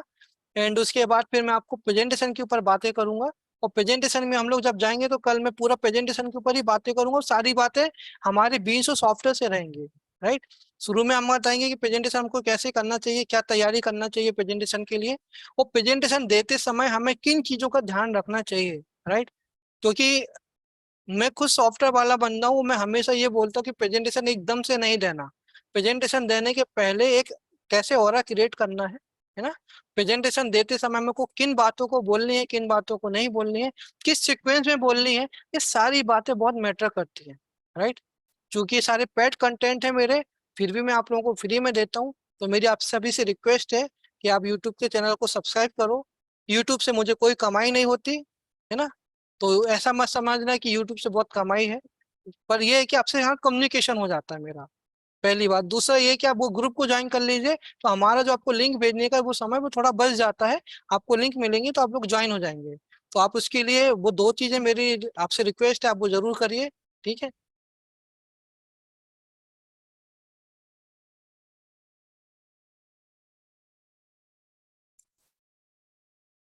राजेश सर, मैंने ये नहीं बोला कि फर्स्ट मीटिंग में आप बता दो कि आप इंश्योरेंस एडवाइजर है ना। मैंने बोला कि पहली मीटिंग में आप ऐसी बात करिए जिससे वो बंदा जुड़े। अभी नॉर्मल एक इंश्योरेंस एडवाइजर के किसी पर्सन से मिलता है और उसको बोलता है कि मैं एलआईसी एजेंट, तो लोगों की मानसिकता कैसी है कि वो इंश्योरेंस एजेंट से थोड़ा दूर भागते हैं। मैं उस तरीके से बोल रहा हूँ, आप उसको ऐसा समझ के चलो कि मैं आपके बेटरमेंट के लिए बता रहा हूँ वो। तो हमें ये नहीं बोलते कि आप एक इस तरीके से बोलो कि आप क्या बोलते हैं एलआईसी एजेंट है, एडवाइजर, ऐसा मत मैं ये बोल रहा हूँ कि हम हमारी बातों को इस तरीके से रखें तो वो सामने वाले से हमको दोबारा मिलने की उसकी इच्छा हो, राइट। क्योंकि जनरली कैसा होता है कि ये एजेंटों का नाम सुनने के बाद ना बहुत लोग दूर भागते हैं, ऐसा आपका भी अनुभव आया होगा, मेरा भी ऐसा अनुभव आया है ना। तो एजेंट का नाम सुनने के बाद लोग दूर भागते, तो मैं वो काम क्यों करूं। मैं कोई चोरी तो नहीं कर रहा, मैं कोई गलत काम को नहीं कर रहा। और ऐसा किसने बोला कि पहली मीटिंग में सब कुछ बताना जरूरी है कि मैं ये करता हूँ, किसने बोला। मैं ट्रेनिंग देता हूँ तो मैं तो किसी को नहीं बोलता मैं पहले मिनट में ट्रेनिंग देता हूँ, मैं कंपनी चलाता हूँ, मेरी आईएसओ सर्टिफाइड कंपनी में किसी से नहीं बोलता, कभी नहीं बोलता। मैं ही बोलता हूँ कि मैं सॉफ्टवेयर इंजीनियर हूँ, दैट्स इट। आप बोल सकते हैं मैं फाइनेंशियल का मेरा काम है, जो भी आप बोलना चाहें आप उस तरीके से बात करिए, फाइनेंशियल एडवाइजर के रूप में आप बात कीजिए। उस तरीके से हम लोग बात कर सकते हैं, नॉलेज की बात कर सकते हैं। यदि मैं पहली मीटिंग में उसको यदि कोई प्लान बताना शुरू करूँ या उसको बोलूँ मैं एलआईसी से हूँ, और उसको लगे आपने कोई प्लान नहीं भी बताया तो भी उसको लगा कि अरे एलआईसी वाला है, अब ये एलआईसी के लिए पॉलिसी के लिए मेरे से बात करेगा, लोग दूर भागते हैं। तो बेहतर है कि थोड़ा करीब तो आने दो, फिर बात करेंगे ना। ऐसा तो है ना कि मैं छुपा के बात करने की बात कर रहा हूँ, बताएंगे, लेकिन तरीका है ना। तो मुझे उम्मीद है कि आप मेरी बात से सहमत हो पाएंगे।